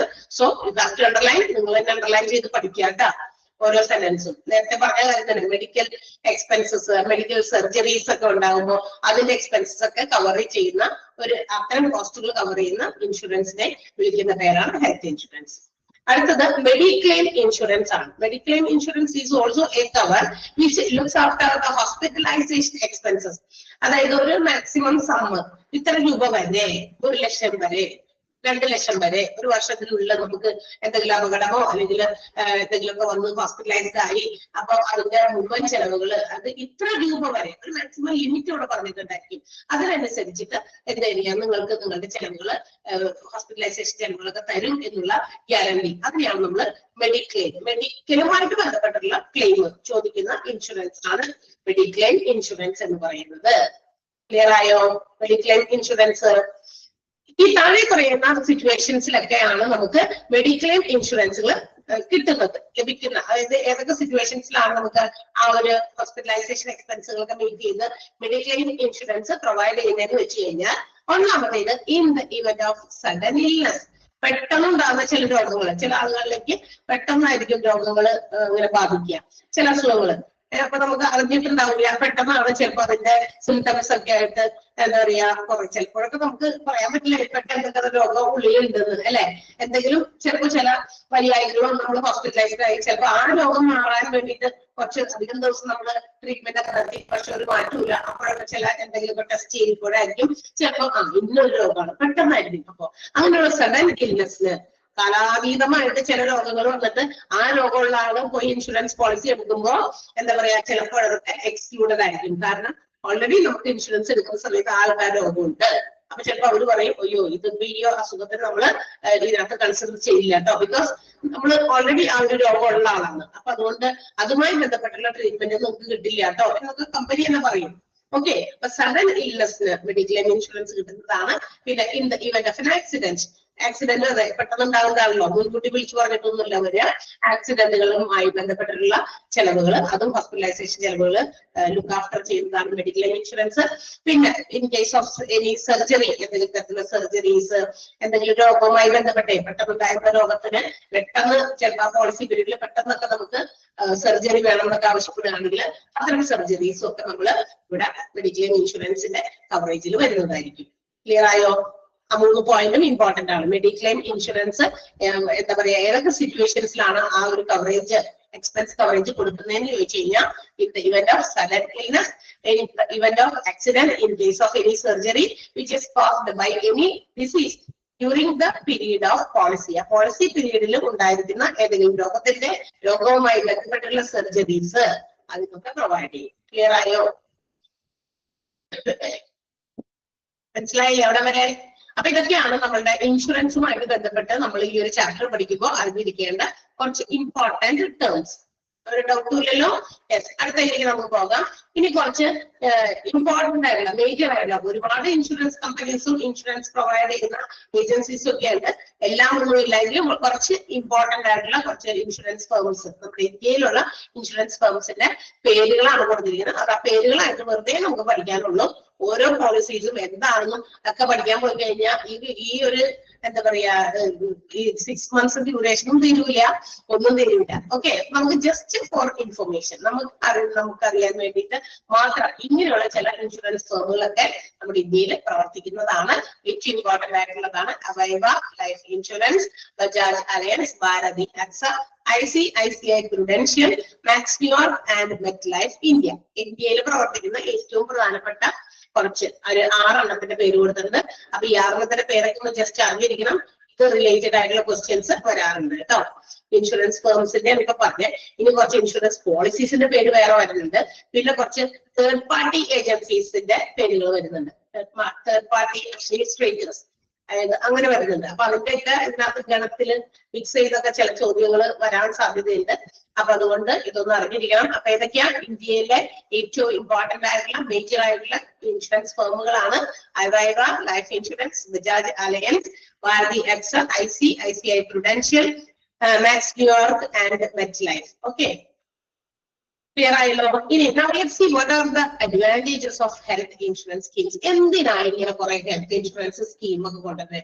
ആൾക്കാർ അങ്ങനെ ഇങ്ങനെയൊക്കെ രോഗം വരുമ്പോൾ ഇങ്ങനെയൊക്കെ പൊക്കോട്ടെ, കുറെ ആൾക്കാരെ ബുദ്ധിമുട്ടിക്കാനാണോ? ചില ആൾക്കാർക്ക് പോയി ഇൻഷുറൻസിൽ പോയി ഇൻഷുറൻസിന്റെ പൈസ കിട്ടാനായിട്ട് അങ്ങോട്ടോ ഇങ്ങോട്ടോ എന്നൊക്കെ ചിലപ്പോഴൊക്കെ തോന്നുന്നു. പക്ഷേ ഇത് കിട്ടുമ്പോഴാണ് അതിന്റെ ഒരു ബെനിഫിറ്റും അല്ലെങ്കിൽ അത് ഉണ്ടായിരുന്നത് കൊണ്ട് നന്നായി എന്നുള്ള ചിന്തയ്ക്ക് വരുന്നത് പിന്നീടായിരിക്കും. കാരണം അറിഞ്ഞാൽ അത് നമുക്ക് എക്സ്പീരിയൻസ് ചെയ്താലാണ് നമുക്ക് നന്നായി ആ ഒരു ഇൻഷുറൻസ് ഉണ്ടായിരുന്നതുകൊണ്ട് അത്രയും വലിയൊരു ഫിനാൻഷ്യൽ ഒരു എന്താ പറയാ നഷ്ടം നമുക്ക് ഒഴിവാക്കാൻ പറ്റി എന്നൊക്കെ നമുക്ക് ആ ഒരു ഫീൽ വരും. മനസ്സിലായോ?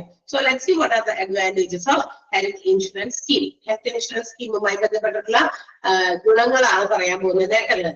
സി, നമുക്കറിയാം nowadays we have to pay huge amount for some hospitalization expenses. So it's a financial loss out of from our pockets. അല്ലെ? അല്ലെ, ചില അസുഖങ്ങളൊക്കെ വന്ന് ഹോസ്പിറ്റലിൽ ചെല്ലുമ്പോ ആ ചെക്കപ്പ്, ഈ ചെക്കപ്പ്, ആ ടെസ്റ്റ്, ഈ ടെസ്റ്റ് എന്നൊക്കെ പറഞ്ഞ് ബില്ല് കാണുമ്പോ ഉള്ള രോഗം ഒന്നുകൂടി വലുതാകും. അല്ലെ? ആ ബില്ല് കാണുമ്പോഴേ അത് നമ്മുടെ ഒറ്റയടിക്ക് പോക്കറ്റിനെ കാലിയാക്കുന്ന. പോക്കറ്റ് കാലിയാക്കണമെങ്കിൽ എന്ന് വെച്ചാൽ ചെറിയ എമൗണ്ട് ഒക്കെ ആണെങ്കിൽ വലിയ കുഴപ്പമില്ല. അല്ലെ? അതേസമയം നമുക്കറിയാം, നമ്മള് എന്തെങ്കിലും തരത്തിലുള്ള ജോലി ചെയ്ത് ഓരോ ദിവസവും തള്ളി നിൽക്കുന്നവരാണ്. അല്ലെ? എല്ലാവർക്കും നമ്മളെപ്പോഴും എന്തെങ്കിലുമൊക്കെ കാര്യങ്ങൾ പഠിക്കുമ്പോ ഒരു ആവറേജ് പേഴ്സൺസിന്റെ കാര്യമായിട്ട് അസ്യൂം ചെയ്ത് പഠിക്കുന്നുണ്ടാ.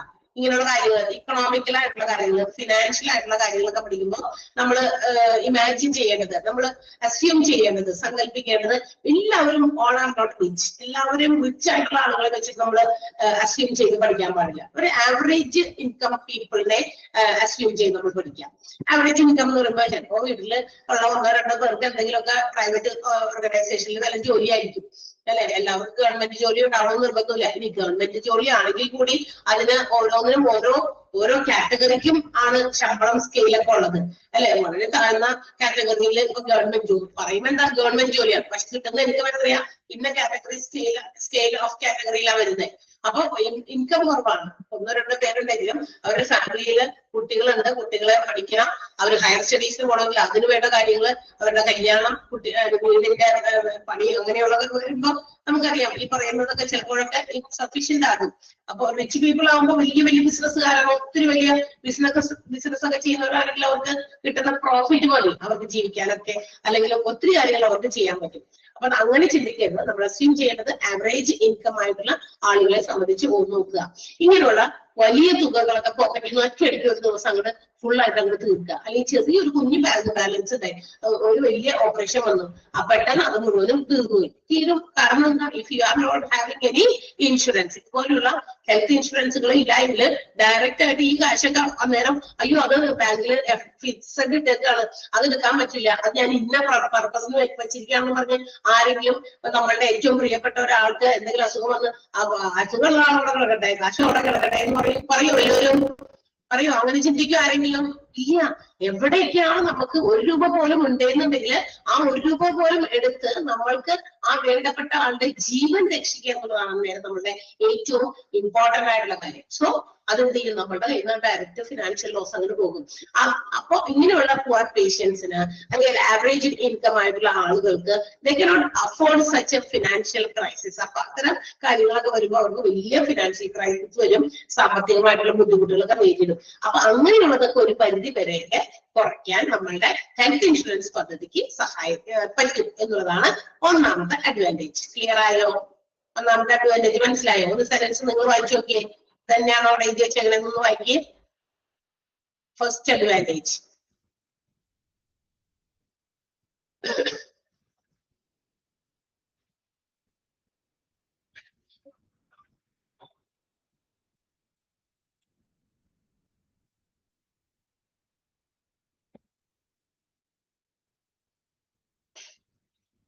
ക്ലിയർ ആയല്ലോ? Okay, next one. അടുത്തത്, ഇത്തരം കോസ്റ്റ്ലി ഹെൽത്ത് സർവീസസ് ആശുപത്രിയിലേക്ക് അവർ ചെല്ലുമ്പോഴേ ആളുകൾക്ക് ഇപ്പൊ ഹോസ്പിറ്റലൊക്കെ പോകാൻ പേടിയാവും. ഒന്നാമത്തെ കാര്യം എന്ന് വെച്ചാൽ രോഗം വന്നു കഴിഞ്ഞാൽ ഒരുവിധമൊക്കെ നമ്മളെന്ത് ചെയ്യും? സ്വന്തമായിട്ട് ചികിത്സിക്കും. നമ്മളെന്നെ ഡോക്ടറാവും, നമ്മളെന്നെ നഴ്സാവും, അത് ഇതെന്നൊക്കെ പറഞ്ഞിട്ടൊക്കെ. കാരണം പേടിയാണ്. ഒന്നാമത്തെ കാര്യം അങ്ങോട്ട് ചെന്ന് കഴിയുമ്പോൾ അത് ടെസ്റ്റ് ചെയ്യും, ഇത് ടെസ്റ്റ് ചെയ്യും. ഓരോ ടെസ്റ്റിൽ എത്ര രൂപയാണ് വരുന്നത്? അല്ല, ഒരു ബ്ലഡ് ടെസ്റ്റിന് വേണ്ടി ഒരു പ്രൈവറ്റ് ഹോസ്പിറ്റലിൽ നമ്മൾ ചെന്ന് കഴിഞ്ഞാൽ അവര് ഇത്രയല്ല ചെയ്തിട്ടുള്ളൂ, പിന്നെ ചീട്ടെടുക്കുന്നതിന് വേറെ കാശ്. അപ്പൊ ഇതൊക്കെ എല്ലാ ഫാമിലീസിനും ഇതൊക്കെ അഫോർഡ് ചെയ്യാൻ പറ്റുന്നതല്ല. So such health services will send the families to poverty. ചിലപ്പോഴൊക്കെ ദാരിദ്ര്യത്തിലേക്ക് തന്നെ ഇവരെ നയിക്കും. കാരണം ചിലപ്പോ ഇത്തരം ചില ഹെൽത്ത് ഇൻഷുറൻസ് പോളിസീസ് ഒന്നും എടുക്കാത്തവരാണെങ്കിൽ ചില ആൾക്കാർ അവരുടെ കയ്യിലുള്ളത് മുഴുവനും വിറ്റ് പെറുക്കും. ഇവിടെ കിടക്കുന്ന ഈ വയ്യാണ്ട് കിടക്കുന്ന ആളെ ചികിത്സിക്കാനായിട്ട് ഒന്ന് ആലോചിച്ച് നോക്കിയും. അപ്പൊ ചിലപ്പോ ലക്ഷങ്ങളൊക്കെ എടുക്കേണ്ടി വരും. അപ്പൊ ചിലപ്പോൾ ഉണ്ടായിരുന്ന കിടപ്പാടം വരെയൊക്കെ ചിലപ്പോ അന്നേരം നമുക്ക് അതൊന്നുമല്ല വലുത്, ഒരാളുടെ ജീവൻ തന്നെയാണ് വലുത്. അന്നേരം അയ്യോ എന്റെ ഈ ഒരു പ്രോപ്പർട്ടി നശിച്ചു പോകും, അതുകൊണ്ട് അത് പറ്റില്ല, അത് എടുക്കണ്ട, അത് എടുക്കാതെ നമ്മൾ എങ്ങനെയെങ്കിലും ബാക്കി കാര്യങ്ങൾ ചെയ്യാൻ പറ്റുമോ എന്ന് നോക്കുക. ഇല്ലേ? അങ്ങനെയൊക്കെ ചെയ്യും. ഒരാളുകളുടെ കയ്യിൽ നമുക്ക് ചെന്ന് കടം വാങ്ങിക്കുന്നതിനും ഒരു പരിധിയുണ്ട് അല്ലെ? ഒരു ബോറോയിങ്സ് ബാങ്കിലാണെങ്കിലും ഒരു ബോറോ ചെയ്യുമ്പോൾ അത് തിരിച്ചടിക്കാനുള്ള കേപ്പബിലിറ്റി നിനക്കുണ്ടോ എന്ന് നോക്കിയിട്ട് അവർ ലോൺ തരുള്ളൂ. അതും വേറെ കാര്യം അല്ലേ? നമ്മളിപ്പോ ഒരു ഡോക്ടറെ ഹോസ്പിറ്റലിൽ കിടക്കാണ്, ബാങ്കുകാർ എടുക്കുന്നുണ്ട്, പെട്ടെന്ന് ഒരു 5-6 ലക്ഷം രൂപ ഒക്കെ വേണമെന്ന് പറഞ്ഞു കഴിഞ്ഞാൽ പെട്ടെന്ന് നമുക്ക് തരില്ല. തരുമോ? ഇല്ല. നമ്മളത് എത്രത്തോളം കേപ്പബിൾ ആണ് അത് തിരിച്ചടയ്ക്കാൻ ബാങ്കുകാർ അത് നോക്കും. അതിന്റെ സ്റ്റേറ്റ്മെന്റുകൾ മറ്റു കാര്യങ്ങളോ ഡോക്യുമെന്റുകളൊക്കെ ക്ലിയർ ചെയ്യണം. എന്നാലും അവർ ബാങ്കിൽ ലോൺ തരുള്ളൂ അല്ലെ? അത് അടയ്ക്കാനുള്ള ആളാണോ, പറ്റുന്ന ആളാണോ, സാലറീഡ് പേഴ്സൺ ആണോ, ആളുടെ ഇൻകം എത്രയാണ്, ഇതിനൊക്കെ ബേസിസിലേ ലോൺ തരുള്ളൂ. അതുപോലെ നാട്ടിൽ ആരുടെയും ചോദിക്കാന്ന് വെച്ചാലോ, നമുക്ക് ഒരു ഗതിയില്ലാത്ത ആളുകൾ വന്നിട്ട് ആളുകളോട് ഇത്ര രൂപ തരുമോ എനിക്ക് ഇങ്ങനെയാണെന്നൊക്കെ പറഞ്ഞു കഴിഞ്ഞാൽ അവരും കൊടുക്കില്ല. ബിക്കോസ് അവർക്ക് അവരെങ്കിലും നമുക്ക് തിരിച്ചു തരും അല്ലെ? അപ്പൊ നമ്മൾ അത് ചിന്തിക്കും, അങ്ങനെ എനിക്ക് തിരിച്ചു തരാൻ പറ്റുമോ? പറ്റുന്ന ആളാണെങ്കിൽ മാത്രമേ കൊടുക്കുള്ളൂ. തരുന്ന് ഉറപ്പുള്ളവരാണ്, അവർ തരും, കുഴപ്പമില്ല, അവർക്ക് നല്ല ഇതിനുള്ള കാര്യങ്ങളൊക്കെ ഉണ്ടെന്ന് അറിയുന്നതാണെങ്കിൽ കൊടുക്കും. പക്ഷെ ഇന്നത്തെ കാലത്ത് അതൊന്നും ഇല്ല. അപ്പൊ അങ്ങനെ വരുമ്പോ such families, poor families will എന്താ പറയാ, അവർക്ക് ഉള്ള സാധനങ്ങൾ തന്നെ വിറ്റിട്ടാണെങ്കിൽ അവര് പോകുന്നത് ദാരിദ്ര്യത്തിലേക്കാണ്, കടപ്പാടം വരെയൊക്കെ വിറ്റിട്ട്. അപ്പൊ medical insurance can avoid such situation. ഇത്തരം അവസ്ഥകളൊക്കെ ഒരു പരിധി വരെ ഒഴിവാക്കാനായിട്ട് ഹെൽത്ത് ഇൻഷുറൻസ് ഹെൽപ്പ് ചെയ്യുന്നുണ്ട്. മനസ്സിലായോ? രണ്ടാമത്തെ പോയിന്റ് ക്ലിയർ അല്ലേ? യെസ്. അടുത്തത് medical insurance coverage permits claims patients for negotiation. അതായത് ഇപ്പൊ നമുക്ക് മെഡിക്കൽ ഇൻഷുറൻസ് എടുത്തിരിക്കുന്ന ആൾക്കാരാണെങ്കിൽ നമ്മൾ ഇൻഷുറൻസ് എടുത്തിരിക്കുന്നത് കൊണ്ട് നമുക്ക് എന്ത് ചെയ്യും, മെഡിക്കൽ ട്രീറ്റ്മെന്റുകളൊക്കെ കിട്ടും. അപ്പൊ നമുക്ക് അത്ര മെഡിക്കൽ ട്രീറ്റ്മെന്റുകൾ നല്ല രീതിയിൽ പ്രൊവൈഡ് ചെയ്യുന്ന ഹോസ്പിറ്റൽസ് നമുക്ക് ചർച്ച ചെയ്തിട്ട് ഇൻഷുറൻസ് കമ്പനിയായിട്ട് ചർച്ച ചെയ്ത്, അല്ലെങ്കിൽ നമുക്ക് ഇന്ന ഹോസ്പിറ്റലിൽ പോയാൽ മതി കാരണം എനിക്ക് മെഡിക്കൽ ഇൻഷുറൻസ് ഉണ്ട്. സോ അങ്ങനെയുള്ള കാര്യങ്ങൾ എവിടെയാണെന്ന് വെച്ചിട്ട് കറക്റ്റ് ആയിട്ട് മനസ്സിലാക്കി അത് കൃത്യമായിട്ട് പറഞ്ഞു കൊടുത്ത ഇൻഷുറൻസ് കമ്പനി ആണെങ്കിലും ഇന്ന സ്ഥലത്ത് ഇന്ന ഇൻഷുറൻസ് കമ്പനി എന്താ പറയാ ഇൻഷുറൻസ് പ്രൊവൈഡ് ചെയ്യുന്ന ഹോസ്പിറ്റലാണ് ഇന്നത്, അങ്ങനെയൊക്കെയുള്ള കാര്യങ്ങളൊക്കെ നോക്കി മനസ്സിലാക്കി ചർച്ച ചെയ്തൊക്കെ തീരുമാനിച്ച് അത്തരം എന്താ പറയാ കവറേജ് കിട്ടുന്ന രീതിയിൽ അവരെ എന്ത് ചെയ്യുന്നുണ്ട്, എന്താ പറയാ മെഡിക്കൽ ഇൻഷുറൻസ് ഹെൽപ്പ് ചെയ്യുന്നുണ്ട് പേഷ്യൻസിനെ. അങ്ങനെയുള്ള കാര്യങ്ങൾ സേവനം കിട്ടുന്ന ഹോസ്പിറ്റൽസ് നോക്കി, അല്ലെങ്കിൽ ഇപ്പൊ എനിക്ക് അത്രയും വലിയ ഫെസിലിറ്റി ഉള്ള ഹോസ്പിറ്റലിൽ ഒന്നും പോകാൻ പറ്റില്ല കാരണം എന്റെ കയ്യിൽ കാശില്ല മര്യാദയ്ക്ക്. ഹെൽത്ത് ഇൻഷുറൻസ് പോളിസി ഇപ്പോൾ ആളാണെങ്കിൽ ധൈര്യമായിട്ട് അവർക്ക് പോകാം. ബിക്കോസ് എന്താ, അവർക്ക് ഇൻഷുറൻസ് കമ്പനിയാണ് അവരുടെ പൈസ പേ ചെയ്യുന്നത്. അപ്പൊ ഫെസിലിറ്റി കൂടുതലുള്ള നമുക്ക് ആ ജീവൻ തിരിച്ചു കിട്ടാൻ പറ്റുന്ന രീതിയിലേക്ക് ഏത് ഹോസ്പിറ്റലിൽ കൊണ്ടുപോകാമെങ്കിലും അവർക്ക് കൊണ്ടുപോകാനുള്ള ഒരു അവസരം ഈ ഹെൽത്ത് ഇൻഷുറൻസ് എടുക്കുകയാണെങ്കിൽ ഉണ്ടായിരിക്കും. മനസ്സിലായോ? അടുത്ത പോയിന്റ് മനസ്സിലായോ? Patience for negotiation. അടുത്തത് health insurance protects us from unexpected cost. ഇനി എന്താ, അൺഎക്സ്പെക്ടഡ് ആയിട്ടുള്ള അപ്രതീക്ഷിതമായിട്ടുള്ള ചെലവാണല്ലോ ഈ ഹോസ്പിറ്റലൈസ്ഡ് ചെലവ് എന്ന് പറയുന്നത്. നമ്മൾ പ്രതീക്ഷിക്കാത്തതാണ്. നമ്മൾ എല്ലാ മാസവും നമുക്ക് ഇത്ര രൂപ ശമ്പളം കിട്ടും, നമ്മൾ എക്സ്പെക്ട് ചെയ്തു ഈ മാസത്തെ ശമ്പളം കിട്ടുമ്പോൾ ഇന്നത് ചെയ്യണം ഇതൊക്കെ നമ്മളിങ്ങനെ ഓർത്ത് വെക്കും അല്ലെ? അപ്പൊ നമുക്കൊരു എന്താ പറയാ, നമുക്കൊരു പ്ലാൻ ഉണ്ട്. ആ ഒരു കിട്ടുന്ന ഇൻകമിനെ നമ്മൾ ഹൗ ടു സ്പെൻഡ്, എങ്ങനെ ചെലവഴിക്കുന്നത്, ഇങ്ങനെ നമ്മൾ പ്ലാനൊക്കെ ചെയ്തു വെക്കും. പെട്ടെന്ന് ഒരു ഹോസ്പിറ്റൽ കേസ് വന്നാലും പ്ലാനൊക്കെ പൊളിഞ്ഞ് അല്ലെ? അപ്പൊ ഇതിനു വേണ്ടി ഹോസ്പിറ്റലിന് വേണ്ടിയിട്ട് ഹ്യൂജ് എമൗണ്ട് ഒക്കെ നമുക്ക് മാറ്റി വയ്ക്കണം. അപ്പൊ ഇത്തരം അൺഎക്സ്പെക്ടഡ് ആയിട്ടുള്ള കോസ്റ്റുകൾ നമുക്ക് ഒരു പരിധി വരെ കൺട്രോൾ ചെയ്യാനായിട്ട് ഇത്തരം ഹെൽത്ത് ഇൻഷുറൻസ് പോളിസി ഹെൽപ്പ് ചെയ്യുന്നുണ്ട്. ബിക്കോസ് അപ്പൊ നമുക്ക് കുഴപ്പമില്ല, ഷുഗർ കേസ് വന്നിട്ട് because I have insurance policy, ഞാൻ ഹെൽത്ത് ഇൻഷുറൻസ് പോളിസി എടുത്തിരിക്കുന്ന ആളാണ്. അപ്പൊ എനിക്ക് പേടിക്കണ്ട, ഹോസ്പിറ്റലിലെ ചെലവ് ഇൻഷുറൻസ് കമ്പനി നോക്കുള്ളൂ, ബാക്കി എന്റെ പ്ലാനിങ്ങൊക്കെ മറ്റേതുപോലെ തന്നെ നടക്കും. ഞാൻ ഇന്ന കാര്യം പ്ലാൻ ചെയ്തു, ഇന്ന കാര്യം ഇത്ര രൂപ ഇന്നതിന് വേണ്ടി അടയ്ക്കണം, അല്ലെങ്കിൽ ഇന്നതിനൊക്കെ വേണ്ടി ചെലവാക്കണം എന്നൊക്കെ അല്ലെ? അതങ്ങനെ തന്നെ നടക്കുള്ളൂ. ബിക്കോസ് ഇൻഷുറൻസ് പോളിസി ഉണ്ടല്ലോ, അതുകൊണ്ട്. ക്ലിയർ ആയോ? അടുത്ത point, health insurance protects you from unexpected cost. പിന്നെ quality treatment will be affordable. ഇനി എല്ലാവർക്കും, അതായത് ഹെൽത്ത് ഇൻഷുറൻസ് പോളിസി എടുത്തിരിക്കുന്നവർക്ക് അവർക്ക് എന്താ പറയാ മോശം ട്രീറ്റ്മെന്റോ അല്ലെങ്കിൽ മോശം കെയറിംഗ് ഒന്നും കിട്ടാതെ എത്ര അഫോർഡബിൾ ആകാത്ത രീതിയിലുള്ള ഇതാണെങ്കിലും ട്രീറ്റ്മെന്റ് ആണെങ്കിലും അവർക്ക് നല്ല രീതിയിലുള്ള ട്രീറ്റ്മെന്റ് കിട്ടാനുള്ള സൗകര്യവും ഇൻഷുറൻസുകാർ ചെയ്തു കൊടുക്കും. മനസ്സിലായോ? ഞാൻ അഫോർഡബിൾ ആണ്, എനിക്ക് പറ്റില്ല, ഞങ്ങളെ കൊണ്ട് അതൊന്നും താങ്ങില്ല, ചിലവൊന്നും അത്തരം ഹോസ്പിറ്റലിൽ പറ്റില്ല, അങ്ങനെയൊന്നുമില്ല. ക്വാളിറ്റി ട്രീറ്റ്മെന്റ് ഇവർക്ക് കിട്ടും. അങ്ങനെയുള്ള ഇൻഷുറൻസുകൾ ഉള്ള ഹോസ്പിറ്റൽസിൽ നമുക്ക് പോകാം എന്നുള്ളതാണ്. മനസ്സിലായോ? ക്വാളിറ്റി ട്രീറ്റ്മെന്റും നമുക്ക് അഫോർഡബിൾ ആണ്. Okay. And the last one is tax benefit. അടുത്തത് എന്താ? ടാക്സ് ബെനിഫിറ്റ് ആണ്. ഏതിന്? ഹെൽത്ത് ഇൻഷുറൻസ് പോളിസിക്ക് ടാക്സ് ബെനിഫിറ്റ് ഉണ്ട്. എന്താണ് ഈ ടാക്സ് ബെനിഫിറ്റ് എന്ന് ഉദ്ദേശിക്കുന്നത്? നമുക്കറിയാം ചില ആൾക്കാർക്കൊക്കെ എന്താ പറയാ അവരുടെ ഇൻകമിന്റെ ബേസിൽ അവരുടെ ബാങ്ക് ബാലൻസിന്റെ ബേസിലൊക്കെ ചിലപ്പോഴൊക്കെ എന്താ പറയാ ടാക്സ് കൊടുക്കേണ്ടി വരും അല്ലെ, നികുതി കൊടുക്കേണ്ടി വരും ഇല്ലേ, ടാക്സ് ഇൻകം ടാക്സ് കൊടുക്കുന്ന ആൾക്കാരൊക്കെ ഉണ്ടാവും ഇല്ലേ ആലോചിച്ചോക്ക്. നേരത്തെ പറഞ്ഞില്ലേ ഹൈ ഇൻകം ആയിട്ടുള്ള വലിയ വലിയ ബിസിനസ്സുകാർക്കൊക്കെ അവര് നേടുന്ന വരുമാനത്തിന്റെ ഒരു നിശ്ചിത ഭാഗം ഗവൺമെന്റിന് ടാക്സ് കൊടുക്കേണ്ടി വരും. അപ്പൊ ഈ ടാക്സ് കൊടുക്കുന്ന സമയത്ത് ഇത്ര രൂപയൊക്കെ ടാക്സ് അടയ്ക്കുന്നവരാണെങ്കിൽ they have some insurance policy ഒക്കെ ഉണ്ടെങ്കിലേ ആ ടാക്സ് പോളിസിക്ക് വേണ്ടി കൊടുക്കുന്ന പ്രീമിയമില്ലേ, നമ്മൾ മുകളിൽ പഠിച്ചില്ലേ പ്രീമിയം ഇൻഷുറർക്ക് അടയ്ക്കുന്ന പൈസ, അതിനെയാണ് പ്രീമിയം എന്ന് വിളിക്കുക. അപ്പൊ ഈ പ്രീമിയത്തിന്റെ തുക ഈ ടാക്സ് കൊടുക്കുന്നതിൽ നിന്നും ഡിഡക്ട് ചെയ്തിട്ട് കൊടുത്താൽ മതി. മനസ്സിലായോ? ടാക്സ് എത്രയാണോ കൊടുക്കട്ടെ അത് കൊടുക്കുമ്പോ ഈ നമ്മൾ ഇങ്ങനെയുള്ള ഹെൽത്ത് ഇൻഷുറൻസുകൾ എടുത്തിരിക്കുന്നവരാണെങ്കിൽ അതിന്റെ പ്രീമിയം തുക എത്രയാണോ അത് ഡിഡക്ട് ചെയ്ത് മൈനസ് ചെയ്തിട്ട് ബാക്കിയുള്ള എമൗണ്ട് ടാക്സ് ആയിട്ട് അടച്ചാൽ മതി. അപ്പൊ ടാക്സ് ബെനിഫിറ്റ് നൽകുന്ന ഒരു കാര്യമാണ് ഹെൽത്ത് ഇൻഷുറൻസ് പോളിസീസ്. മനസ്സിലായോ? ടാക്സ് ബെനിഫിറ്റ് എന്നത് എന്താണെന്ന് ഒന്നുകൂടി എക്സ്പ്ലെയിൻ ചെയ്തു എന്ന് മാത്രം ഞാൻ.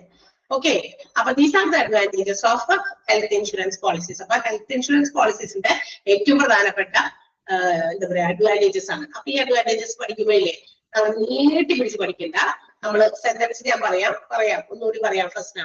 അപ്പൊ നിങ്ങൾ പഠിക്കേണ്ടത് ഇങ്ങനെയാണ്: direct out of pocket payments result in financial crisis.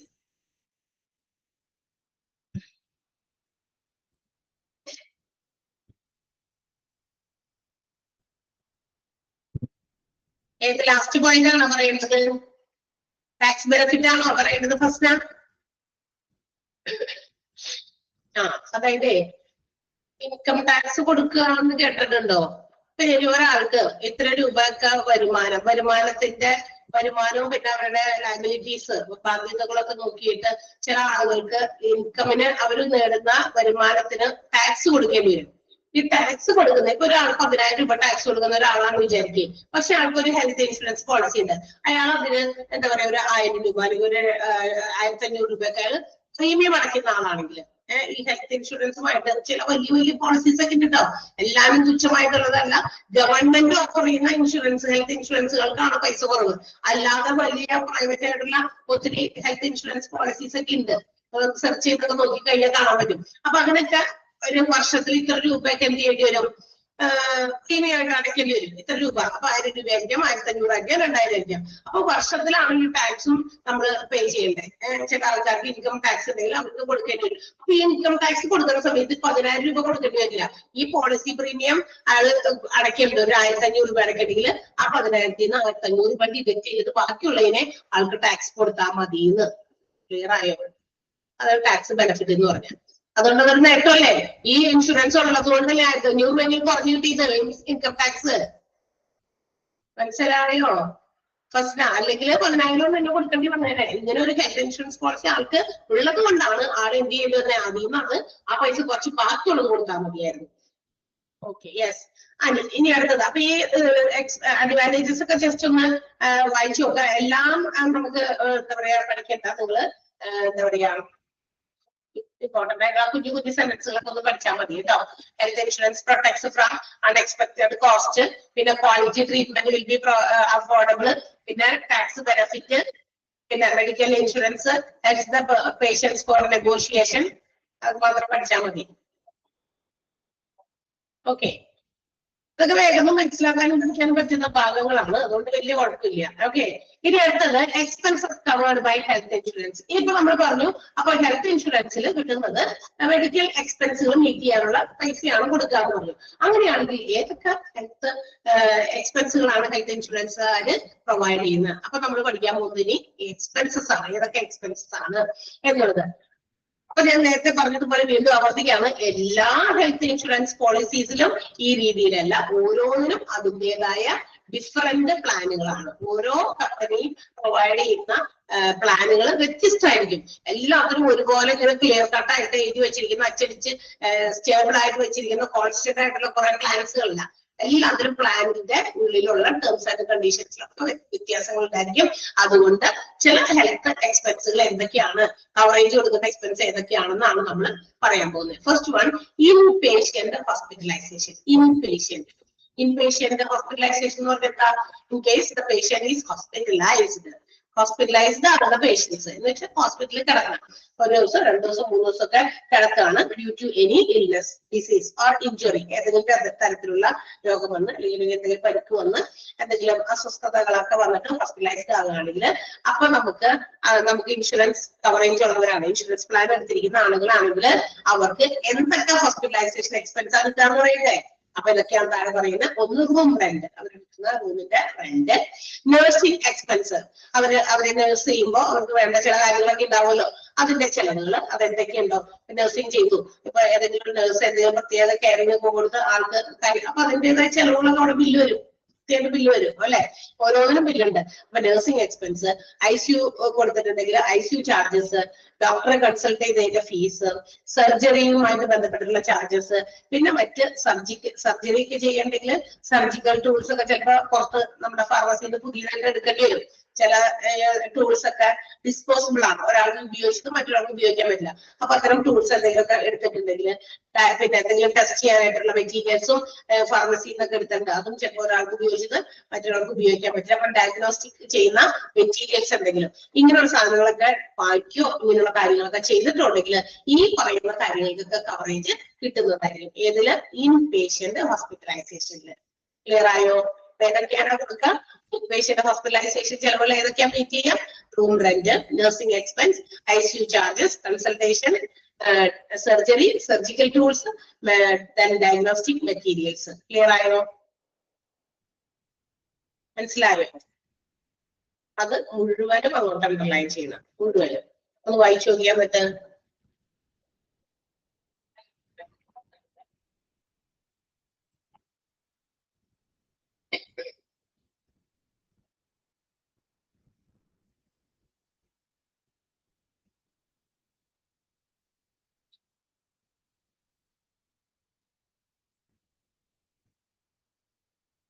വായിച്ചോ?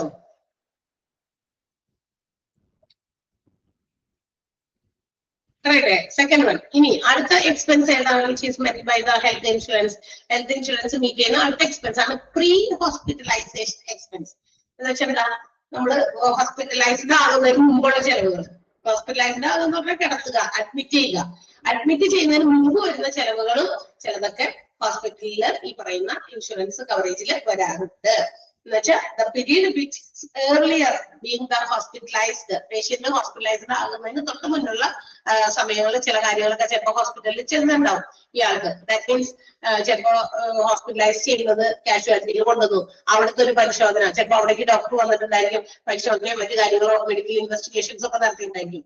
അതൊക്കെ കഴിഞ്ഞ് നോക്കിയൊക്കെ ചെയ്യുന്നതിന് ശേഷമായിരിക്കും ചിലപ്പോൾ അഡ്മിറ്റ് ചെയ്യാം അല്ലെ. അപ്പൊ അവിടെ ഉണ്ടാക്കുന്ന കുറെ ചെലവുകളൊക്കെ, അതായത് doctor consultation, medical investigation, primary procedures എന്നൊക്കെ പറഞ്ഞില്ലേ, കാഷ്വാലിറ്റിയിൽ കൊണ്ടുവന്ന് അവിടെ എന്തൊക്കെയോ പ്രൊസീജിയേഴ്സ് ചെയ്തു. ചില സർജറീസ് എന്തെങ്കിലുമൊക്കെ പ്രിവെന്റ് ചെയ്യാനായിട്ട്, എന്ന് വെച്ചാൽ ചിലപ്പോൾ ബ്ലഡ് ഒക്കെ ബ്ലീഡ് ചെയ്യാണ്, അപ്പൊ ചിലപ്പോൾ പെട്ടെന്ന് ഓപ്പറേഷൻ വരും. അപ്പൊ ഒന്നും അഡ്മിറ്റ് ചെയ്തിട്ടില്ല പേഷ്യന്റിനെ, അതൊക്കെ കഴിഞ്ഞ് എല്ലാം കഴിഞ്ഞിട്ട് സർജറി ഒക്കെ കഴിഞ്ഞിട്ടായിരിക്കുമ്പോ അഡ്മിറ്റ് ചെയ്യുക. അപ്പൊ അത് പിന്നെ ടെസ്റ്റുകൾ നടത്തിയില്ലെങ്കിൽ അത്, പിന്നെ ചില മെഡിസിൻസ് ചിലപ്പോ പെട്ടെന്ന് തന്നെ കൊടുക്കേണ്ടതുണ്ടായിട്ടുണ്ടാവും. അപ്പൊ ഇതൊക്കെ ഈ ഒരു പ്രീ ഹോസ്പിറ്റലൈസേഷൻ എക്സ്പെൻസിനകത്താണ് പെടുക. Pre hospitalisation. ഹോസ്പിറ്റലൈസ് ചെയ്യാവുന്നത് ഹോസ്പിറ്റലിൽ കൊണ്ടുപോകുന്നതിനല്ല ഹോസ്പിറ്റലൈസിംഗ് പറയാ, അഡ്മിറ്റ് ചെയ്താലാണ് ഹോസ്പിറ്റലൈസേഷൻ ആകുക. മനസ്സിലായോ? ഒന്ന് വായിച്ചു നോക്ക്. അതും ഫുൾ അണ്ടർലൈൻ ചെയ്യണം. ഓക്കെ, എന്താണ് പ്രീ ഹോസ്പിറ്റലൈസേഷൻ എന്നും ഏതൊക്കെ അതിനകത്ത് വരുന്ന കാര്യങ്ങൾ, അതിനൊക്കെ കിട്ടുന്ന കവറേജുകൾ എന്തിനൊക്കെയാണെന്നുമാണ് ആ രണ്ട് സെന്റൻസിൽ പറഞ്ഞേക്കണേ കേട്ടോ. ഫുൾ അണ്ടർലൈൻ ചെയ്യണേ. മെഡിസിൻസ് എക്സെട്ര വരെ.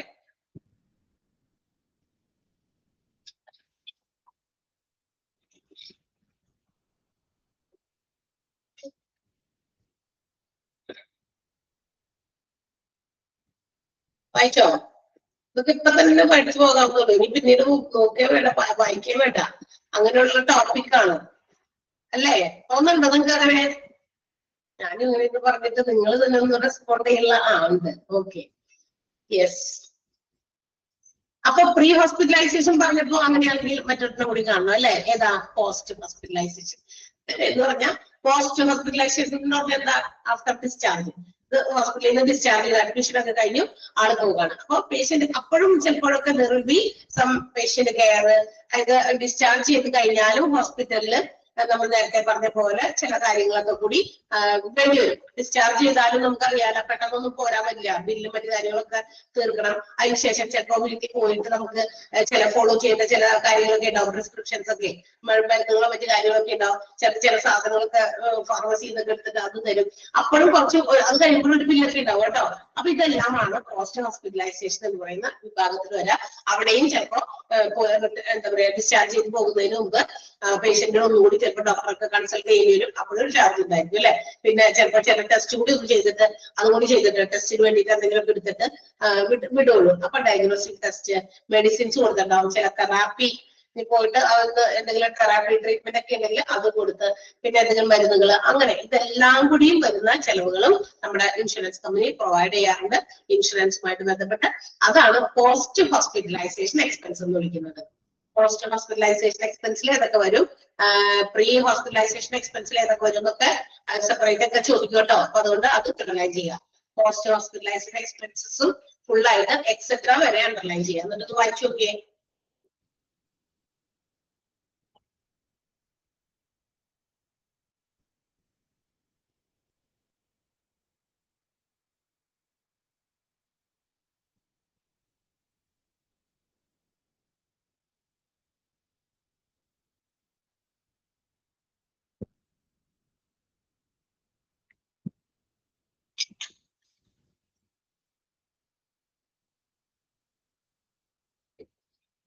അത് പറഞ്ഞോട്ടെ, ആംബുലൻസ് ചാർജ് ആണ്.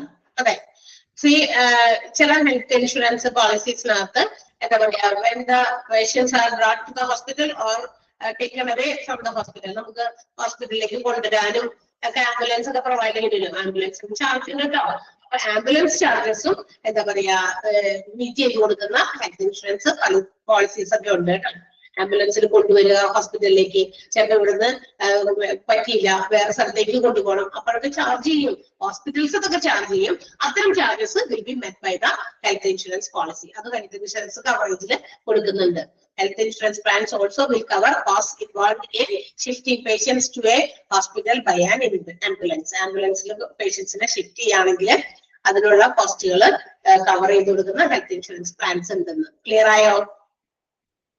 മനസ്സിലായില്ലേ? യെസ്. അടുത്തത് ഡേ കെയർ ട്രീറ്റ്മെന്റ് ആണ്.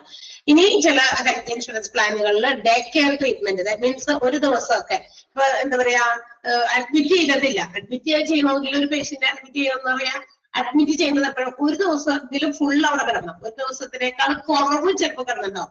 ചിലപ്പോ കാലത്ത് കൊണ്ടുവന്നു, ഒരു 7 മണിക്ക് കൊണ്ടുവന്നു, വൈകുന്നേരം 8 മണി വരെ അല്ലെങ്കിൽ 9 മണി 10 മണി വരെയൊക്കെ, അങ്ങനെ 24 hours അവിടെ ഹോസ്പിറ്റലിൽ സ്പെൻഡ് ചെയ്തിട്ടില്ല. അഡ്മിറ്റഡ് ആകുന്നതിനാണ് മിക്കവാറും എന്ത് ചെയ്യുക ഹെൽത്ത് ഇൻഷുറൻസ് കവറേജുകൾ കൊടുക്കുക.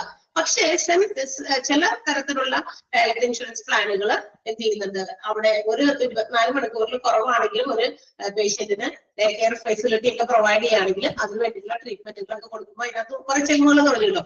അത് മീറ്റ് ചെയ്യുന്ന ഹെൽത്ത് ഇൻഷുറൻസ് ഹെൽത്ത് പ്ലാനുകളും ഉണ്ട്, ഡേ കെയർ ട്രീറ്റ്മെന്റ് കേട്ടോ. ക്ലിയർ ആയോ? ഡേ കെയർ ട്രീറ്റ്മെന്റ് മനസ്സിലായില്ലേ? മനസ്സിലായോ? യെസ്. അടുത്തത് day to day hospital cash. ചില ഹെൽത്ത് കവറേജുകൾ ഹെൽത്ത് ഇൻഷുറൻസ് പോളിസി കവറേജ് കൊടുക്കുന്നത് എങ്ങനെയാന്ന് പറയും. അതൊരു ലംസം എമൗണ്ട് ആണ്. ഹോസ്പിറ്റലൈസേഷൻ ഒരു ഹോസ്പിറ്റലിൽ കിടന്നിരിക്കുന്നു, അപ്പൊ അവിടെ ബില്ലുകളൊക്കെ ഉണ്ടാവും ഓരോ ദിവസത്തെ. ചില ഹോസ്പിറ്റൽ ഇൻഷുറൻസുകാർ ആ ഡെയിലി വരുന്ന ബില്ലുകൾ മീറ്റ് ചെയ്തുകൊണ്ടിരിക്കും. ചില ഹെൽത്ത് പ്ലാനുകൾ എന്താ ചെയ്യുക, ആ മൊത്തം എമൗണ്ട് അപ്പൊ അത് ഫുൾ ട്രീറ്റ്മെന്റ് കഴിഞ്ഞു, ഒരു ആഴ്ച കിടന്നു, 7 days കിടന്നു, അല്ലെങ്കിൽ 6 days കഴിഞ്ഞു, അല്ലെങ്കിൽ 5 days കഴിഞ്ഞു. At the time of discharge കഴിഞ്ഞതിന് ശേഷം എന്താ പറയാ, ഡിസ്ചാർജും അതുപോലെ ഡിസ്ചാർജിന് ശേഷമുള്ള എക്സ്പെൻസും എല്ലാം കൂടിയും ചേർത്തിട്ട് ഒരു ലംസം എമൗണ്ട്, ലംസം എന്ന് പറഞ്ഞാൽ ഒരു ഒറ്റത്തുക, ഒറ്റയടിക്ക് ആ പേയ്മെന്റ് മുഴുവനും ഹോസ്പിറ്റലിന്റെ എമൗണ്ട് മുഴുവനും തീർക്കുക. അതാണ് ഡേ ടു ഡേ ക്യാഷ്. ഓരോ ദിവസത്തെയും എമൗണ്ടുകൾ ഇങ്ങനെ ഓരോ ദിവസവും തന്നെ എന്ത് ചെയ്യുക, കൊടുത്തു തീർക്കുക. അതാണ് കേട്ടോ. ഡേ ബൈ ഡേ ആണ് വരുന്ന ചെലവ്. ഇപ്പൊ ഇന്ന് ഒരു ദിവസം കാലത്ത് തുടങ്ങി വൈകുന്നേരം വരെ എന്തെങ്കിലുമൊക്കെ സർജറി നടത്തി, അല്ലെങ്കിൽ ഇതിന്റെ മെഡിസിൻ കൊടുത്തു, അത് ചെയ്തു, ഇത് ചെയ്തു, അപ്പൊ ഒരു ബില്ല് ഉണ്ടാവും. ഒരു മൊത്തം ടോട്ടൽ ബില്ല് അന്നത്തെ ദിവസം മുഴുവനും, അത് മുഴുവനും ഒറ്റ എമൗണ്ട് ആയിട്ട് അത് പ്രൊവൈഡ് ചെയ്യാം. അടുത്ത ദിവസം വേറെ, അടുത്ത ദിവസത്തെ ഫുൾ എമൗണ്ട്, അങ്ങനെ. അങ്ങനെയും പ്രൊവൈഡ് ചെയ്യുന്ന ഇൻഷുറൻസ് ഹെൽത്ത് പ്ലാനുകളൊക്കെ ഉണ്ട്. ആ രീതിയിലുണ്ട്. ഓക്കെ, ഇതൊക്കെ ഹെൽത്ത് എക്സ്പെൻസുകളാണ്. നമ്മൾ ഈ ഹോസ്പിറ്റലൈസേഷൻ ചെയ്യുന്ന പേഷ്യൻസിന് അവരുടെ ഹെൽത്ത് ഇൻഷുറൻസിൽ വരുന്ന എക്സ്പെൻസുകളാണ് പറഞ്ഞത്. ആൻഡ് ലാസ്റ്റ് വൺ അതുകൊണ്ട് പറഞ്ഞേക്കാം, ഇൻകം ബെനിഫിറ്റ്. ചില ഇൻകം ബെനിഫിറ്റും ഹെൽത്ത് പ്ലാനുകൾ കൊടുക്കാറുണ്ട്. ചില അഡ്വാൻസ്ഡ് ഹെൽത്ത് പ്ലാനുകളാണ് ഈ ഒരു ഇൻകം ബെനിഫിറ്റ് പ്രൊവൈഡ് ചെയ്യുന്നത്. എന്ന് വെച്ചിട്ടുണ്ടെങ്കിലേ, ഇപ്പൊ നോക്കുക, ഇപ്പൊ ഒരു എക്സാമ്പിൾ ഞാൻ തന്നെ പറയാം. ഇപ്പൊ ഞാൻ എന്റെ വീട്ടില് എന്താ പറയാ, എന്റെ ഫാമിലിനെ നോക്കുന്നത് എന്താ വെച്ചാൽ, ഞാനാണ് ഒരു income person in my family എന്ന് വിചാരിക്കുക. എന്നെ ആശ്രയിച്ച് എന്റെ വീട്ടില് ബാക്കിയുള്ള ആളുകൾ കഴിയുന്നുണ്ട് എന്ന് വിചാരിക്കാം. ഇപ്പൊ if I'm not feeling well or I am hospitalized, ഞാൻ എന്തെങ്കിലും അസുഖം വന്നു, എന്തെങ്കിലും ഒരു സീരിയസ് ആയിട്ടുള്ള അസുഖം വന്നു, ഹോസ്പിറ്റലൈസ്ഡ് ആയി. സോ എനിക്ക് ജോലിക്ക് പോകാൻ പറ്റുമോ? പറ്റൂല, ജോലിക്ക് പോകാൻ പറ്റില്ല. So there will be no income for that days. അത്രയും ദിവസം, ചിലപ്പോൾ ഒരു മാസമായിരിക്കും, ചിലപ്പോൾ 2 ആഴ്ച ആയിരിക്കാം. എന്തായാലും നമ്മൾക്ക് നമ്മുടെ സാലറി ഒക്കെ കണ്ടാകും അത്രയും ദിവസത്തെ. അപ്പൊ നമ്മളെ due to that loss of income, ആ വ്യക്തിയെ ആശ്രയിച്ച് കഴിയുന്ന ബാക്കിയുള്ള ആളുകൾ ജീവിക്കണ്ടേ, അല്ലെ? അപ്പൊ അവരുടെ ഒരാളുടെ ഇൻകം ലോസ് ആകുന്നത് ഒരു വരുമാന നഷ്ടം മുന്നിൽ കണ്ടുകൊണ്ട് ചില ഹെൽത്ത് പ്ലാനുകൾ ആ ചെറിയൊരു എമൗണ്ട് അവരുടെ ഫാമിലിനെ സപ്പോർട്ട് ചെയ്യാനായിട്ട്, അവരുടെ ലോസ് ഓഫ് ഇൻകമിനെ സപ്പോർട്ട് ചെയ്യാനായിട്ട്, നമ്മളുടെ ആബ്സെൻസിൽ, നമ്മളുടെ അവിടെ അഭാവത്തില് സപ്പോർട്ട് ചെയ്യാൻ വേണ്ടി പ്രൊവൈഡ് ചെയ്യുന്ന ഹെൽത്ത് പ്ലാനുകളും ഉണ്ട് കേട്ടോ. അതിനെയാണ് നമ്മൾ ഇൻകം ബെനിഫിറ്റ് എന്ന് വിളിക്കുക. അപ്പൊ ഞാൻ ഹോസ്പിറ്റലൈസ്ഡ് ആണ്, എനിക്ക് 2 ആഴ്ചയായിട്ട് 3 ആഴ്ചയായിട്ട് ജോലിക്ക് പോകാൻ പറ്റുന്നില്ല. ഒബ്വിയസ്ലി എന്റെ സാലറി അത്രയും ഡൗൺ ആയി പോകും, താഴേക്ക് പോകും. അപ്പൊ എന്റെ ഫാമിലി ഉണ്ട് അവിടെ, അവർക്ക് ജീവിക്കാനോ അവരെ സപ്പോർട്ട് ചെയ്യാനോ എന്താ പറയാ, അവർക്ക് നിലനിന്ന് പോകാനായിട്ട്, അത്രയും ദിവസങ്ങളൊക്കെ നിലനിന്ന് പോകാനായിട്ട് എന്താ പറയാ ഒരു എമൗണ്ട് പ്രൊവൈഡ് ചെയ്യുക. നമ്മുടെ ആബ്സെൻസ് നമ്മൾ അവിടെ ഇല്ല, അപ്പൊ അവർക്കൊരു ഹെൽപ്പുമാണത്. അവിടെ ചില കുട്ടികൾ ഉണ്ടാകാം, പ്രായം ചെന്നവരുണ്ടാകാം, അവരെയൊക്കെ ഒന്ന് സപ്പോർട്ട് ചെയ്യാൻ വേണ്ടി, മനസ്സിലായോ, ഒരു എമൗണ്ട് കൊടുക്കുക. അങ്ങനെയുള്ള ചില അഡ്വാൻസ്ഡ് ഹെൽത്ത് ഇൻഷുറൻസ് പോളിസീസും ഉണ്ട്. ഏത് പോളിസിയാണ് ഏറ്റവും നല്ലത്, ഏറ്റവും നല്ല ഹെൽത്ത് ബെനിഫിറ്റ് നൽകുന്ന പോളിസി ഏതാണെന്ന് നോക്കി കണ്ട് ചൂസ് ചെയ്ത് അതിൽ പോയിട്ട് നമ്മൾ എന്താ പറയാ എടുക്കുകയാണെങ്കിൽ ബെനിഫിറ്റ് ആയിരിക്കും. Okay, so these are the expenses covered under health insurance. Health insurance cover ചെയ്യുന്ന കുറെ എക്സ്പെൻസ് ആണ് നമ്മൾ പറഞ്ഞത്. അപ്പൊ ഏതൊക്കെയാ? Inpatient hospitalization, pre hospitalization, post hospitalization, ambulance charges, day care treatment, day to day hospital cash and income benefits. Clear ആയോ ഇവിടെ വരെ? ഓക്കെ അല്ലേ? എല്ലാം മനസ്സിലായല്ലോ? ഓക്കെ, ബാക്കി നമുക്ക് അടുത്ത ദിവസം എടുക്കാം. Okay, so see you. നന്നായിട്ട് വായിച്ചിട്ട് നമുക്ക് അടുത്ത ദിവസം കാണാം. അടുത്ത ദിവസം നാളെ അല്ലേ? നാളെ കാണാം. ബൈ.